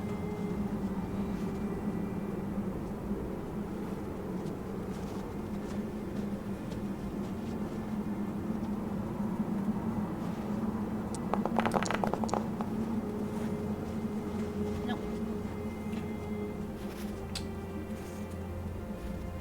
Pushing through the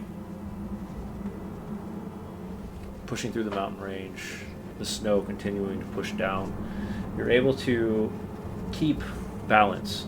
You don't seem to, for a moment there, one of you feels that slip as you catch the edge of the mountain. You look down for a moment and you can see just about 30 feet down and then just nothing but snow.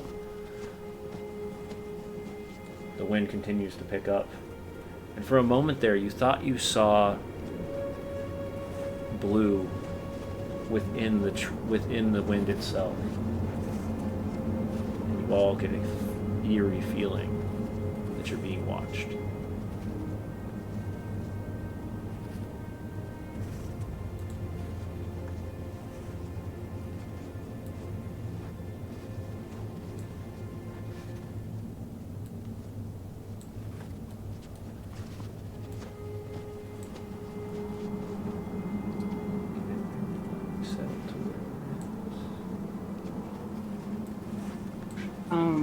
I start to pull out my great axe. Okay.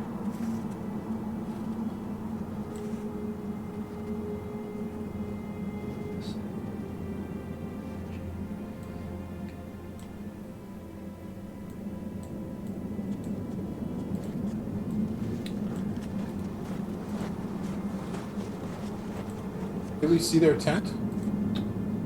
In the distance, no, not at this point because you're going around the mountain at the moment, heading back towards where the tent was.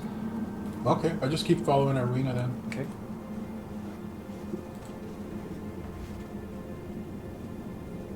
I'll see this right now. Can you see your map? Yeah. Let me No. refreshing. With some lucky one. I see my. There we go. There we go. Everybody's good? Alright, awesome. Mine is just black. Still? Yeah. Just allow bounce back request to travel. And then back to encounter. See if it flips it. Still having issues with yours, Castle? Yeah, give me 1 second. Yep. Right, so on this journey going upward, you do see broken down wagon against the edge of this mountain Here, at the edge here, is where one of you slipped, and you saw it just downward. Got it. But as you're heading upward, you notice that there was a strange set of blue eyes kind of within the snow itself right there.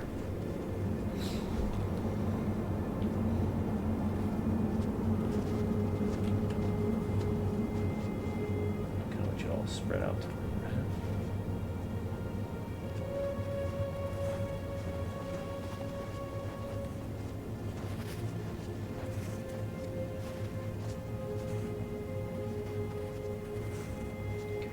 Everybody continues to push forward, I'm guessing. Mm-hmm. As you do, Castle, roll me a dexterity save. Yeah.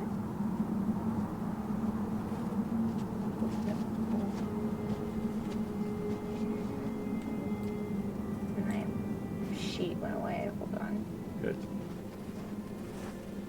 Sturm, you're pushing forward a little bit. 18. Yes. Okay. 18. You feel that moment where the hair on the back of your neck stands up. You hear this caw come from the corner, just enough for you to glance. And as you do, you see this massive paw just with white fur just swipe at you. Uh-huh. At the same time, Sturm, please roll me your dexterity save.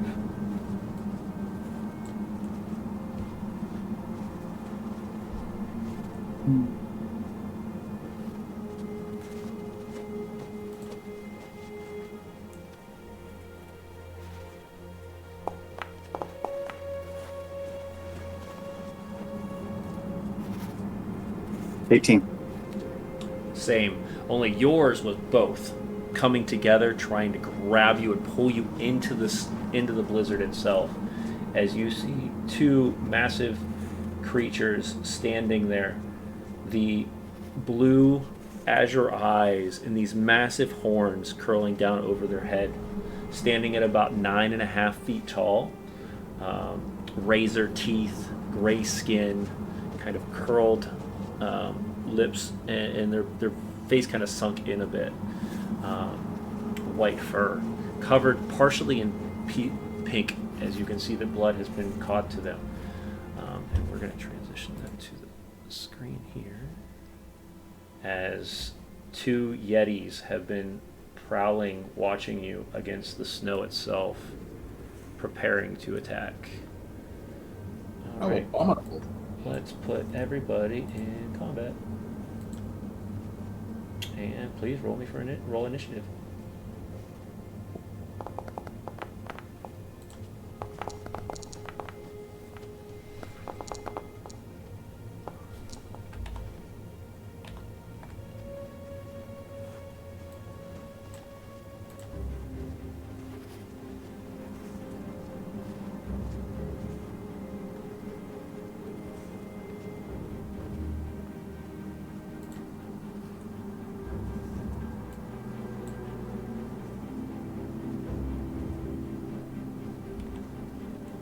right.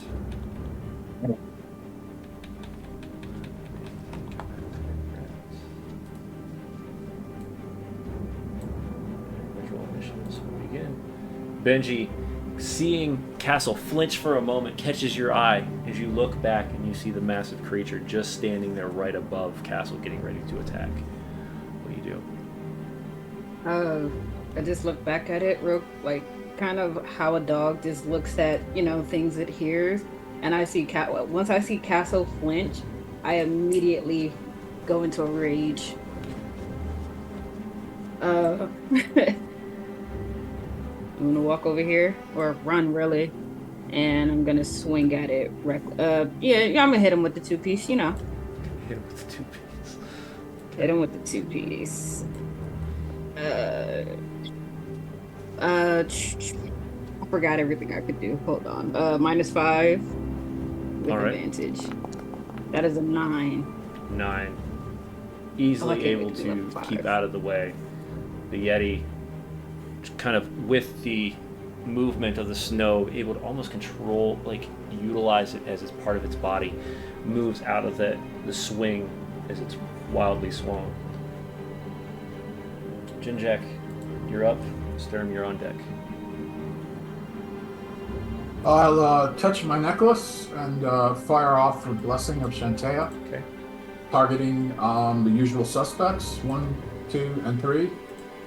Damage the murder mommies and our new murder cousin. I'll take a cousin. Yeah. There it is. So each of you get a little D4.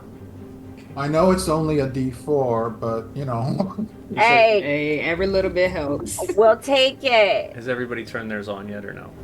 No. No, I So was who just did you about say to. again? Oh, it's Stern, In the Castle and Benji. Okay.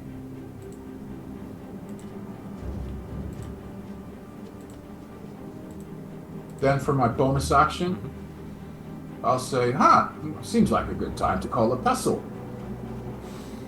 And I'll call up a spiritual weapon.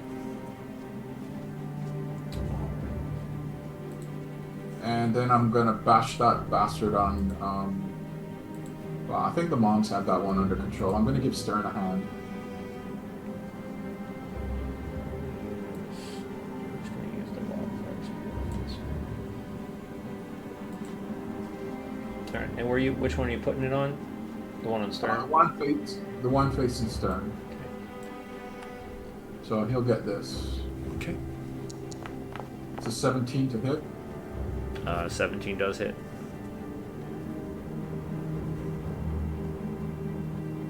Why won't it damage? Damage. Normal. Bam. I'm hitting the damage. Okay, it must be delaying. Alright, I'll just roll a d8. Okay. And I believe the damage is, I think it's d8 plus 2. No, it's plus 3. I'm sorry, give me a second. I'll double check. I'm trying to be fast. Yeah, it's d8 plus 3. Okay. So it's this plus 3. So 10 points. Okay. And that's... no, I'll stay close to Arwina. That's my turn. Or actually, you know what? I'm gonna move here. In case it tries to rush her. And that's my turn. Okay.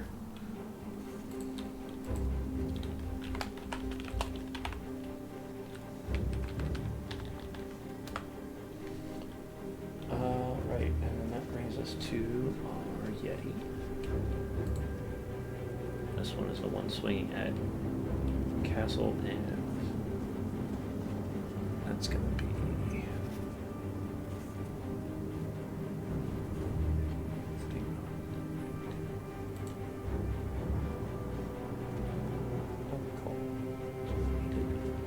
So he's gonna look at Castle because he's caught her in the gaze first. He's gonna cast. I need a Constitution saving throw, Castle. Okay. And as you've caught gaze of the Yeti.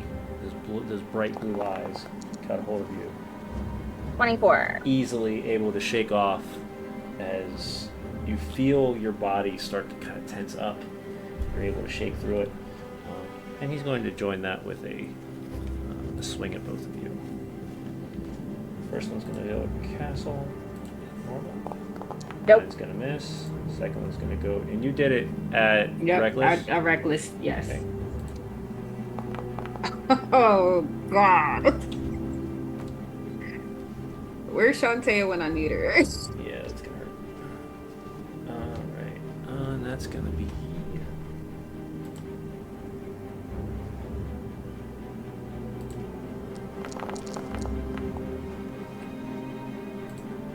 $20 points of damage as Half. this... Oh, you've already raged? Yeah, I raged. Okay. As you feel the claw just jam straight into your stomach, the air come out of your body for a moment, and then you tense up from the rage, and you're able to kind of shake off some of that. So you'll take 7 points of slashing and then an additional 6 points of cold. So 13 altogether.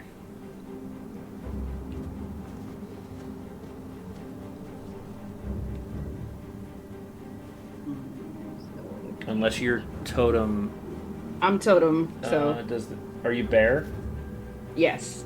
Okay, I think you might check to make I sure. resist everything but psychic. Okay, so then Everything only else 10. I resist. So only 10 then at this one. All right.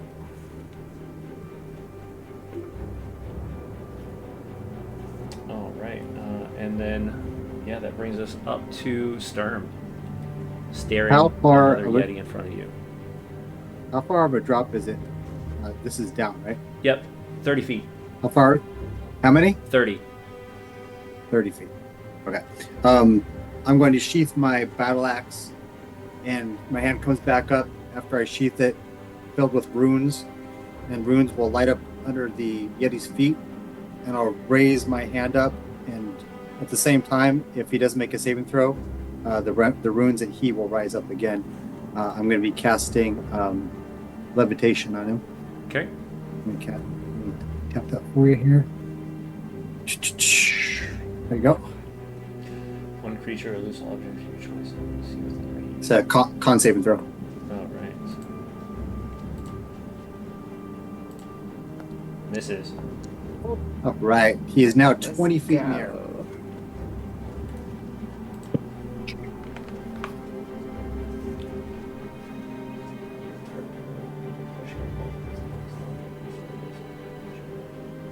Target's altitude by up to 20 feet in the direction of the turn. If you are the target, altitude down to target.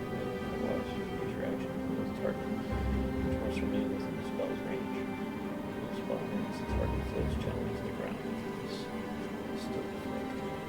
Okay. All right. So he Okay, is now and then 20 from feet my- in the air floating. Yep. And then for my movement, I'm going to move to here, facing that Yeti. Okay. That's my turn. Awesome. That Yeti, can he do anything? Target can only by pushing or pulling against a fixed object or surface within reach, such as a wall or ceiling. He doesn't have either, which allows him to move as if you're climbing. You can change this target. Use your action, and it's you can use the action, right? It's not the creature. Right. So he's just Unless floating. he has a ranged attack of some sort or psychic of some sort, then he can't do anything. Okay, and he's suspended there for one action, or how long? It's a concentration, so Okay. it's up to a minute, I think. Yeah, so I was looking to see. Maybe where the- longer. It might even last longer. It's just right there. It says 10 minutes. Oh Yeah, yeah. there you go. Okay. Yeah, so he's floating at 20 feet above. Cool. Yeah, he can't. He doesn't have any of that. Let's see. Where is my? Real quick. only thing he can maybe do is his chilling gaze. I just have to see what the range is on So remember, I'm facing the other Yeti now, that. Yeah. as I mentioned. Okay. Yeah, and he only has 30 feet, and he's 20 feet in the air, which means it's only 10 feet, so he can't even touch Jinjak. So yeah, he's floating up there. All right. He can't. He's done. That brings us to Castle. Fantastic. I'm gonna swing and hit this guy with a divine. We're gonna throw a divine smite on there. So let's go ahead and see if we hit. Where?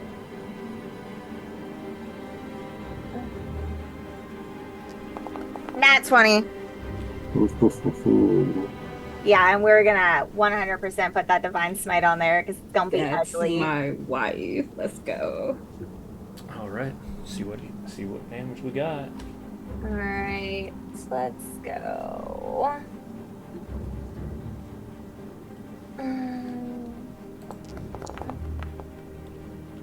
That's 9 doubled. Dice hate us, man. So because it was a crit, it would be. You want me to roll that again? Yeah. Okay.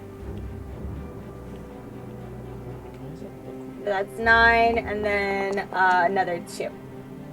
Okay. So 11 points from the divine smite. Mm-hmm. Okay. And How much was the regular damage? the regular damage is going to be Rolling proper. yeah, it's not rolling properly. The regular damage is 7. Okay, so 7 plus 11, so 18 points. Yep. All right. This massive gash sinks pushes past the fur, and tears into the Yeti itself, and you start to see the red start to seep down from the gash as immediately it sears itself back and cauterizes, but the Yeti leaves out this massive. Nice. Aralina, you're up. All right. She'll step kind of this way, away from the Yeti snarling behind her. Mm-hmm. And at the Yeti pinata that we have, we'll fire off a guiding bolt. Okay, the one that's floating. Yeah, the floating one. The Okay. pinata that we now have. Got it.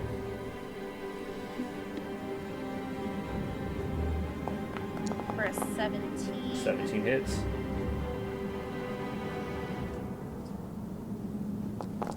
13 radiant damage. Nice.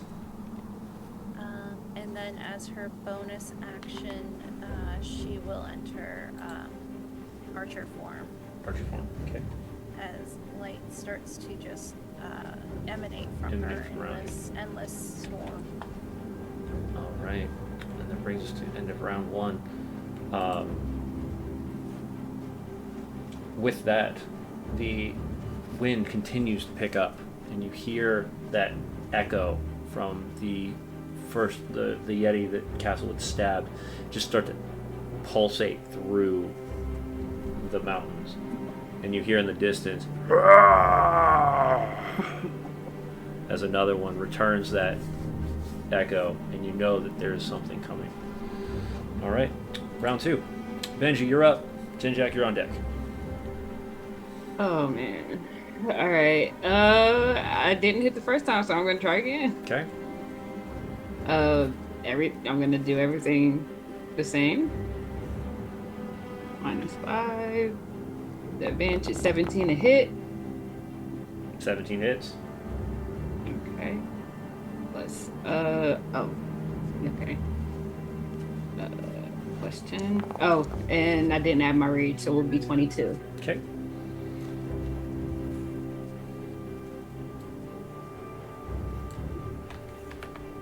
All right. As you sink yours, kind of giving this cross slash against his chest, You watch as it steps to a knee for a moment, coughs up, and you can see the blood start to trip down its chin. It's holding on barely. It's trying to stay conscious. And it's starting to glance around, looking. Jinjak, you're up. All right. I'll raise a hand and point it at the kneeling Yeti, and I say, "You should have thought about that before you mess with us." And I'll fire a guiding bolt at him. Okay.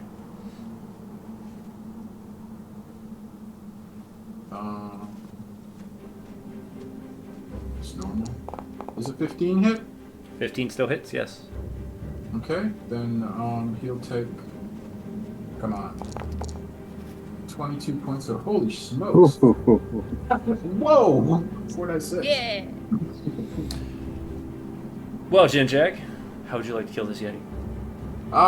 Just make a hole in his chest. All right. Where it roughly is. Just blow a hole right through him. And So- it lights up too, so there's an advantage if anyone else wants to attack him.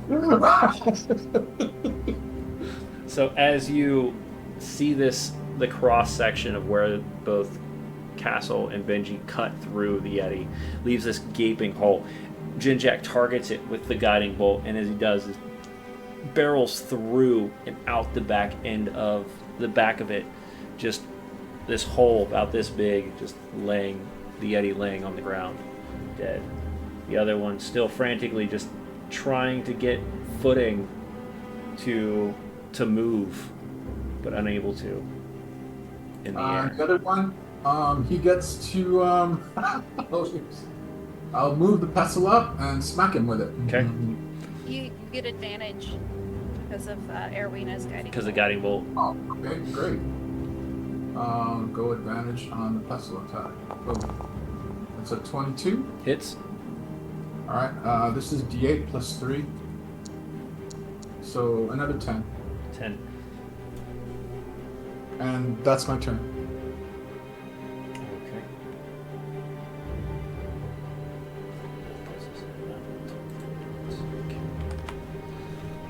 All right. That brings us to Sturm. Yeah, where did that other voice come from? Up the mountain. Like up north? Yep.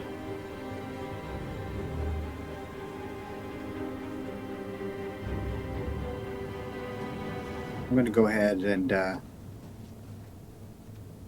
blast my buddy there. I'm going to cast Chromatic Orb, so I still have my hand free. Make like a circular motion as I do that. I create a sphere of fire, Mm-hmm. and then just push it at him. Okay. So, where there it is. Okay, Chromatic Orb.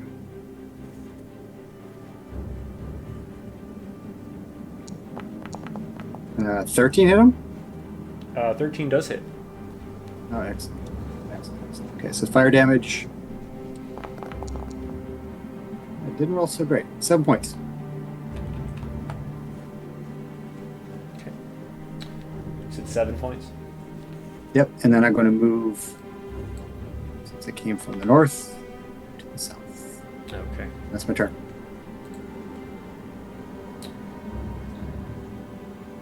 All right. That brings us to this Yeti once again.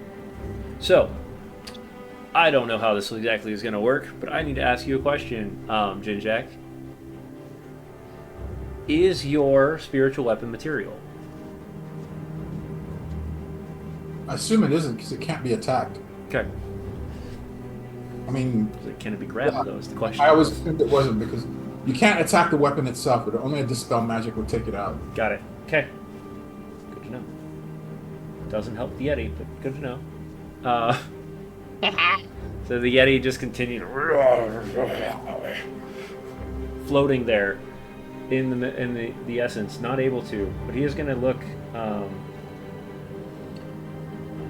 He can't move at all, can he? Can't even go 5 feet. He's just stuck in Nope. position. Okay. It's a powerful spell when It it is a works. very powerful spell when it works. Yeah. No, he's stuck. He can't do anything. Castle, you're up.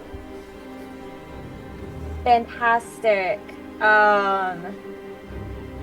Castle's gonna look to this Yeti floating in front of them, and they're gonna lift their hand up, and it just seems to like shoot out of their feathered coat as feathers start to shoot out, and a arrow made of raven's feathers fires off at this Yeti. That's a 7. It doesn't hit. No. Kind of flutters. That's at damn the end. cool, though. Yeah, it's cool as shit. It's just like Yeah. And then I'm going to, let me see. Any bonus action or movement? Yeah, I'm gonna go ahead and move. I'm gonna move up a little bit, and then can I make a perception or investigation check to see where that sound came from? Sure. Which one would you, or does it matter? Perception. Okay.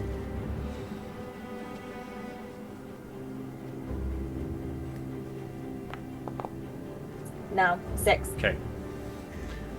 Arowina, you're up. All right, Mr. Yeti Pinata. Guess what we're doing? We're going to be using our archer form. Sure.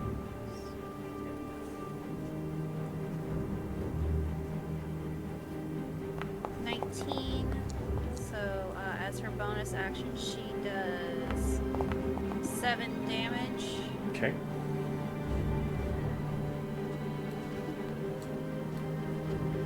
How injured does this Yeti look? Pretty rough. I mean, he looks like. I mean, you've got probably 3/4 health taking care of him. He's in pain. He's trying to rise, but he can't do anything because he's just floating. Looks like he's in space, just not able to move. Completely helpless. Well, then we'll do. We'll save a spell casting per day. Because while we have someone, we got another one of those for free. We save that for later. She will cast Sacred Flame as her action. Okay. So it needs to make a dexterity saving throw while floating in space. Made it. Just barely out of the way. All right. With that, and with the perception that you did not get, I'm trying to. Ooh, and you just. Oh, fantastic. Yeah. All right. Erwin will move. Yep. Moving the story forward with I need movement. both. I need both Castle. Well, actually, no. I need Arowina now because Castle already did her perception. I need Arowina to roll her perception. So this is what's happening. 22. 22. Let's Do go. I hear my death coming?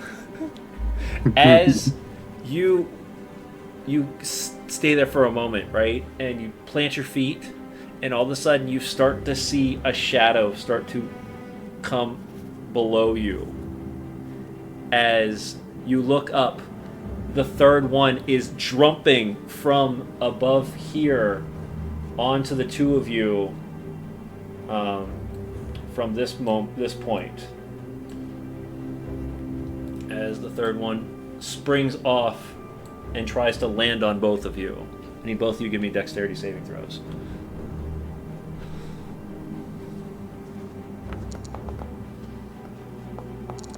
That one. Did you say a nat 1? Yep. It's in red. It's a natural 1. No, it was only a 6. It just means you failed. Oh, okay. Then I'm used to red being a nat 1. Yeah. If you're clicking on if you don't click on the creature, it won't show that. But if you're clicking on the Gotcha. creature, it'll say it based off the creature. Okay, so we're going to do. Let's see here. Damage. This is not really like exactly what they do, but it's definitely fun. We're gonna do 2d6. So Castle, you'll take 9 points. Okay. Arowina, you will take 4 points. Not even a thing. And Castle, you are prone on the ground with this thing laying on top of you. Okay. And then we'll see where this one rolls into its initiative. I still have 3 temporary hit points. What? What? Let's see where he ends up. If he ends up before everybody, then he's still again. Where did he end up at? After 12. Benji and Jinjack. After Benji and Jinjack. Okay, so yeah, Castle will still be on the ground. That'll Yep. be fine. Benji, you're up. That is crazy. I'm gonna drop my great axe and I'm gonna pull out my ogre slayer. Okay. I'm gonna charge this thing. All right. I'm gonna do everything. Oh no, I got a 7, so I miss. Oh, so, and that was with advantage? Yeah, I rolled a 2 and a 3. The dice just don't like Ouch. me. All right. Yeah, swing wildly, it's right into the ground. Kind of worried you were going to hit Castle. You glance just a moment and place it into the ground instead. Jinjack, you're up. All right. I know neither of them are injured because I've been keeping track of that. So I'm gonna light up the. Oh wait, is that Yeti prone? The one on top of. It is currently prone, yes. If I step away, will it get an attack of opportunity while it's prone? I'm not sure about that rule. I would say yes, but I'm going to do it at disadvantage. All right. So your I'm gonna- choice. That's good. I'm not that scared of him. All right. He gets a guiding bolt. Okay, that's a disadvantage, remember. Oh, range attacks are at disadvantage against prone opponents. Correct. Okay. Well, then he gets a mace. That's an advantage. And so, like, That's advantage. you really should have been better off with guiding bolt because I'm gonna hit you with this. All right. So mace to the face. All right. Bam. Add advantage. And I rolled crap anyway. Never mind. That won't hit. Trying to hit its foot, it keeps moving it. Or he's the first two hit. And Floaty Boy is still alive. He's still alive, he's floating. He doesn't look healthy. Oh, okay. Well, I'll continue with his health plan, and hang on for a sec. Just looking for the attack button for this. And spiritual weapon. Here we go. I'll hit Floaty Boy. 13. 13 just hits, yep. All right. So this is D8 plus 3. Okay. 5. 5 points. Still holding on. Just barely, but still holding on. All right, I'll finish you. I got another 7 rounds, and that's my Right. turn. This one is going to get up. You can see the closest you are there, Benji and Jinjack. You will notice though, this Yeti has these massive tears running down its face as it grabs with both hands and just two slams against, stands up and does 2 slams against Castle. So. But we'll see if I can actually hit, because it doesn't ever seem to work. So we'll see. 25 will hit. Yeah, that'll hit. Actually, do 1 slam on that one. It'll be 11 points. Okay. And then it's going to do just a regular attack against... It's just going to kind of do a backhand against Erlina. That way we can pass damage around. And a 9 doesn't hit anyways. Nope. It slides off of her golden armor. And then it's going to take its movement to move close to the other Yeti. Which means Benji is going to get an attack of opportunity. Ogre Slayer. 18. 18 hits. This is with my +2. 11 points of damage. Okay.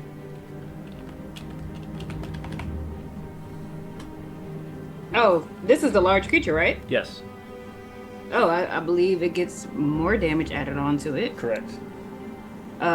So it gets an extra 2d6. So Yes. another 7 Okay. on top of that. All right. As the Ogre Slayer carves into its back as it's running towards the other Yeti, and you can see that he's trying to grab for the other Yeti. Sturm, you're up. For my action, I'm going to send that the one that's currently levitated. I'm going to send him 20 feet more up, so he's not grabbing. Okay. That's my action. You can continue to increase it. Or is it 10 feet? What did it say? How far? How far? No, I think it only As an action, I works- can move it. I think it only works if the action is on you. Yeah, my action. So I'm going to use my action, but how far is it? What did it say again? It's either 10 or 20 feet I can move it as an action. You can change Up the and down. target's altitude by up to 20 feet in either direction on your turn. Oh yeah, so yeah. Yep. Yeah. And then I'm going to go ahead and move. I'll move over here. Change. Okay. That's it. All right. Ooh. Making the Yeti mad.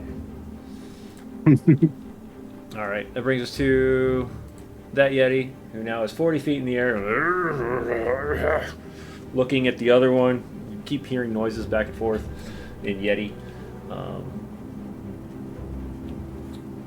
And you can see Castle would be the only one to be able to see this, but you could actually see tears in that one's eyes as well, as they are very, very hurt.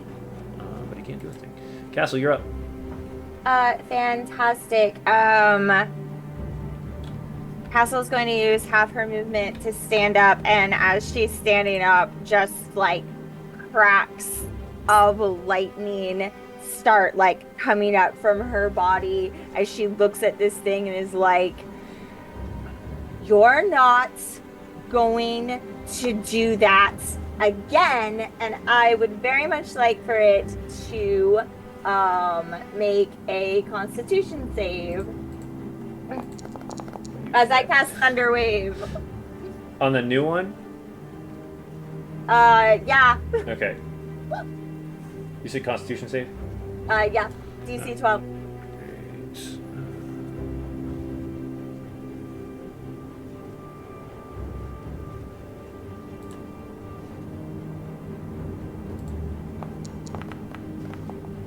5.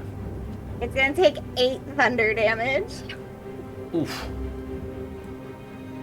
Okay. Very And- nice. Yeah. All right. Anything else, or just the 8 thunder damage? Just the 8 thunder damage for now. And is pushed 10 feet. Yeah, he's pushed 10 feet away from me.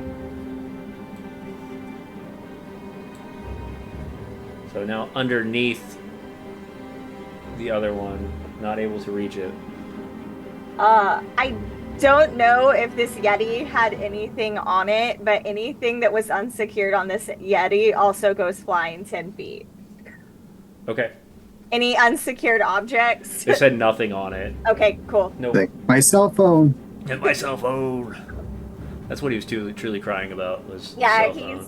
he does not have insurance on it. He's very mad. All right, Erowina, you're up. Well, with the surging of adrenaline in her body, from being nearly crushed to death by a Yeti falling from the sky, Erowina goes back into her instinctual magic. She reaches deep and kind of reaches into her coat where her trusty spoon should be, and out comes a flaming blade. A blade of pure fire emerges out from where her spoon should be. Beautiful. And she's gonna almost charge forward, which no one's ever seen Erowina do. She's like, I'm probably gonna die, but let's go. What the? Yeah, Benji's Castle like, is so "The proud." fuck?" Castle is so proud. Go. Let's go. She's like gonna beef it, but you know, pure adrenaline. Let's go. Get it. Let's 23 to go. That girl. And then it's not a whole lot of damage, but it's 7 fire damage. Okay. That's as our just- murder now, sister. as like she's already emitting dim light, and she's already like now the sword throws its even more light where she is. And that's her turn. And then she has a moment of panic as she's standing in front of the Yeti, like, oh shit. Eyes go wide, but luckily she's not looking at the others. And you said it was the one that was on the ground, right? Yeah, on the ground. She cannot currently fly. Yet. Alright. Now I was checking something because Yetis have a nerve against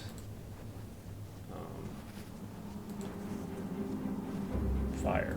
I'm trying to read, but for some reason it's not loading it, so I can't read what it says. They Oh, take extra okay. from fire? No, they take it. They do it. They're at disadvantage on their next attack roll because of fire. Nice. And I would say it would have mattered for the other one, but the other one hasn't been able to attack the entire time because it's floating in the air. So that doesn't matter. All right. That brings us to Jinjak, or no, Benji. I just roll up.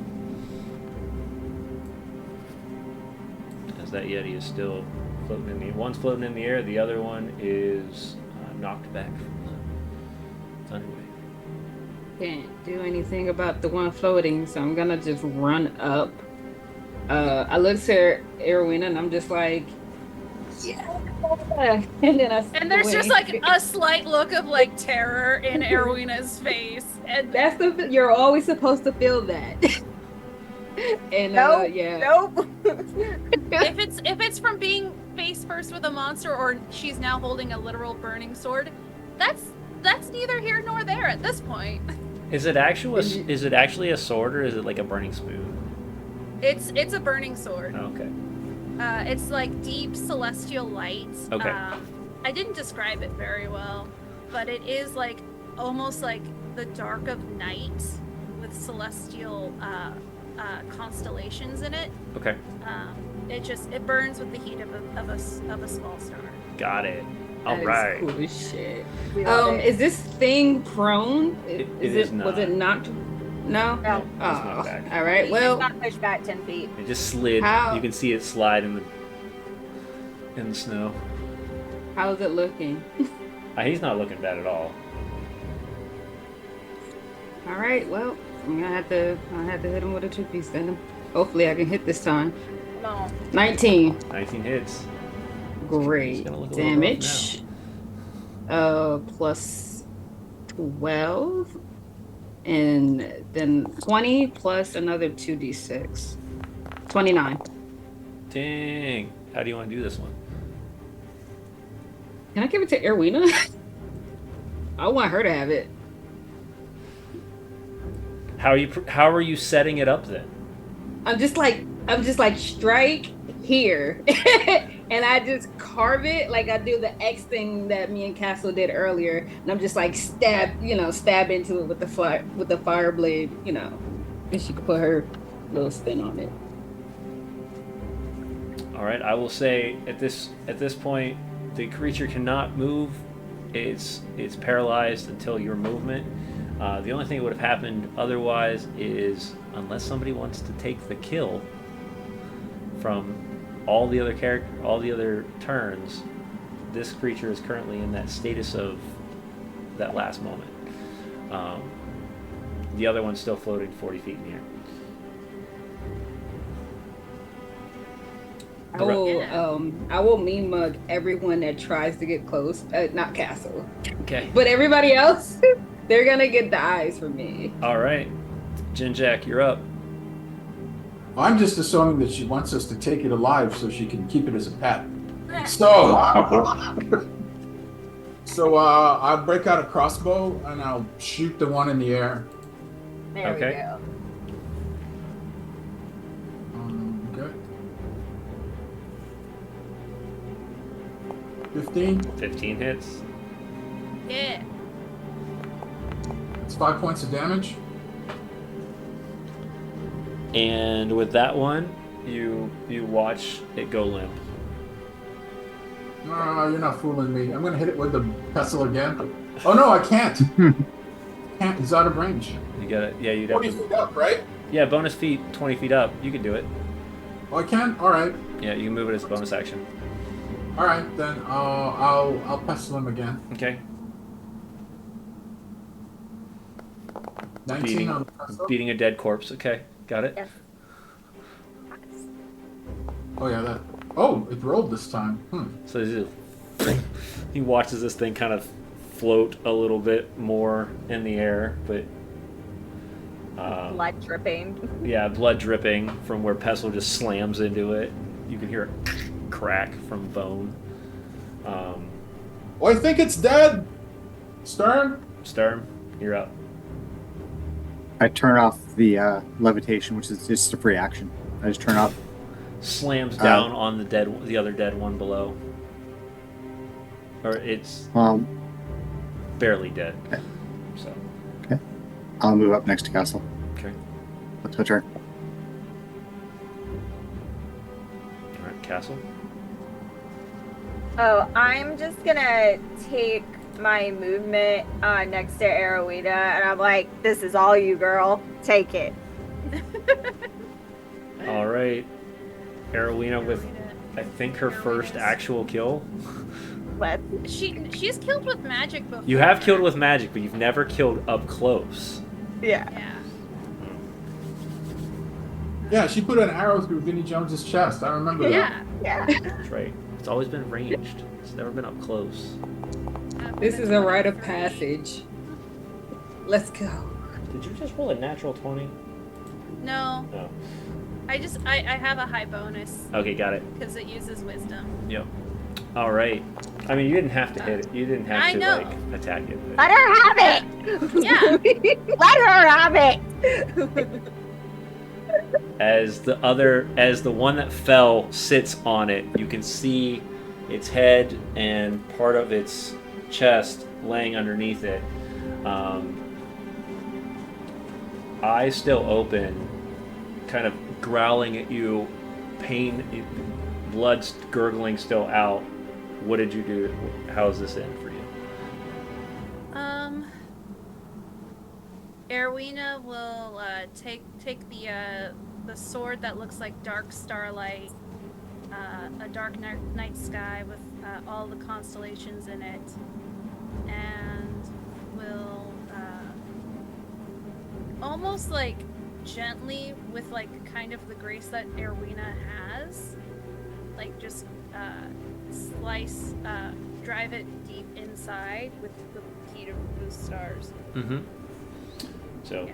as you place the blade deep within the skull of the Yeti, its eyes go dull, its mouth agaped. And I'm going to ask you this question. How does Arowina feel right now? Not great for so many reasons. Erwina's weird day has continued into Erwina's weird week, and now she's worried it's gonna be Erwina's weird life. That feeling of being up close with it is different, but she knows that she has taken life before, Okay. and not monstrous life. In fact, she has that moment of like, God, I killed a lot of people. Like, this is a monster. It's slightly different, but I like killed Vinnie Jones. Oh man, like is that like it's not really like this moment that's like gotten to it's her. everything else. It's the culmination of all, like, she's doing magic she doesn't understand. She's holding a flaming sword. She ran towards a monster, which feels against everything she's ever done. Her dad's kidnapped. The world's falling apart. There's snow everywhere. And she killed Vinnie Jones. All right. I checked to see if anyone's hurt. Okay. I think everybody's. I look. I walk over to, in particular, to Benji and say, Benji, are you hurt at all? Did you take any damage? It was just like a scratch. Wasn't really that big. Oh, okay. Don't forget to thank the goddess for that. All right. Where was she when I was trying to hit? That's all I'm saying. Yeah. And I immediately scoop Erwina up, and I just do like this celebratory. Erwina, make sure to hold the sword. And I'm just away like, from I just jump around with Erwina. I think I also helped Benji. We're just like lifting Arowina up, like cheering her on. And It's just like I this just- look of like pure existential terror on Erwina's face. As I'm Yeah, Check it, I'm Ryan. having a great time. A great time. I do want to check the crying yeti. okay. What are you checking for? Just You mentioned that this yeti had tears coming out of its eyes. well, the two that are on this side, both you can see still where the soaked of the tears are coming down the cheek. They're still creatures. Interesting. Is it like tears, or is it like black Tears. Scratch my head thoughtfully. Arowina, how much damage did you take? She's still got 1 temp HP left. Okay, so you're good. All right, And then all of her other HP. fantastic. All right. While Jin Jackie's looking over everyone, I'm gonna go pick up my axe and the Yeti in the back that we first fought. I'm gonna chop his head off and keep it. I'm gonna put that on my mantle. All right. So the Yeti in the back, you lob off the head, keeping the horns intact, and as you're dragging it behind you, preparing for this to be your next mantelpiece at the hook, line, and sinker, you see not 1, not 2, but 7 Griffin riders in the distance heading down towards the camp. 2 Goliaths on each, and they are dropping at a tremendously fast speed, knowing that you are just probably about a good half hour, 45-minute walk, trudge to the campsite. From there, you meet up with Breno and Farok, and you're surrounded in the others of the Sky Tower clan, each one adorned with or accompanied by a griffin. And as you stand there, kind of being looked over and eyed up, that's where we'll call it for the evening. Thank you all for coming for episode 24 of our show. Hope you're enjoying it. The spice just keeps getting spicier. So glad I got to drop a Yeti from the high ropes, though. That was so much fun. Hope you all enjoyed it. And sadly, I will have to take a slight break from Dress to Quest for a couple weeks due to some travel. But we have plans with that. We have guests coming in to tell stories with us. So keep an eye out on the socials to find out who that is. I don't want to spoil anything just yet. But of course, before we go, I'll let everybody tell who they are, where you can find them, and what they're doing here soon in the near future. Arowina, we'll start with you. Hi, I'm Alex, not Erwina. I can be found on TikTok at Wild Hearts. And I have all sorts of fun projects in the works, as well as my D&D channel, The Bad Ideas. We'll be having a new show starting, and I'll be in several podcasts hitting you guys up soon, in which I get to play a moon witch, which will be very exciting. It didn't have, it wasn't planned to line up Starlike, but it's how it unfolded. All right, awesome. We'll move to Torrance. Torrance.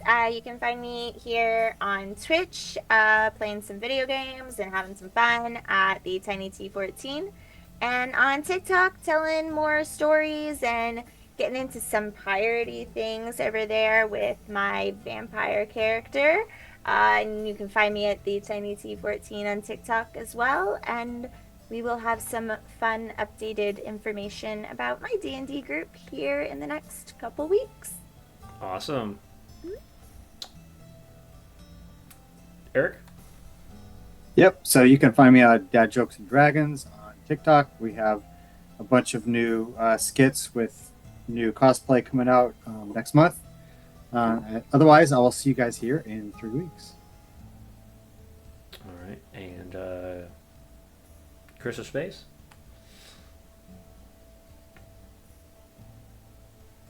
What we got? What we got? Oh, we got Yeti attacks. Let's go! We got Yeti battles going. Yes! Awesome. That is awesome. I know we won't miss, or I know we won't have to worry about is we will not have to worry about not getting more images from Chris, because I'm sure letting him have a 2-week break just means more Be Right Back messages coming up. So, Word. anything from you, Space, before we go? Yeah, I did have some stuff planned in the background, but because I decided to go back to school, I'm gonna have to put that on hold. So you will only catch me here on Mondays. Hey, For school right is now. important. So Education. stay in school. Anyway, yeah, no, this is awesome. I can't wait to come back, find out what is continuing to happen with the Goliaths, how Trovis and Castle can get into another argument, and more. Yes. Keep an eye out for everything on Tabletop Misfits. We've got Wednesday nights. This week will be the last week we have for 2 weeks as well over there. And we have, Fantasy, 50 Years of Fantasy. The director for that movie is going to be on the show this weekend. And we're going to talk about what that looks like. And, yeah. We also have new shows coming out on Tabletop Misfits, including a Lego kit building, terrain building show that's coming up in the near future. And yeah, stay tuned. Of course, don't forget, check out all the social medias. Keep an eye out for merchandise that's coming out, both for mugs and shirts. That's being designed by our awesome Chris here. And yeah. I don't know what else to say other than thank you all for coming to hang out with us, and we'll see you guys all very soon here on Dress to Quest. Good night. Thank you.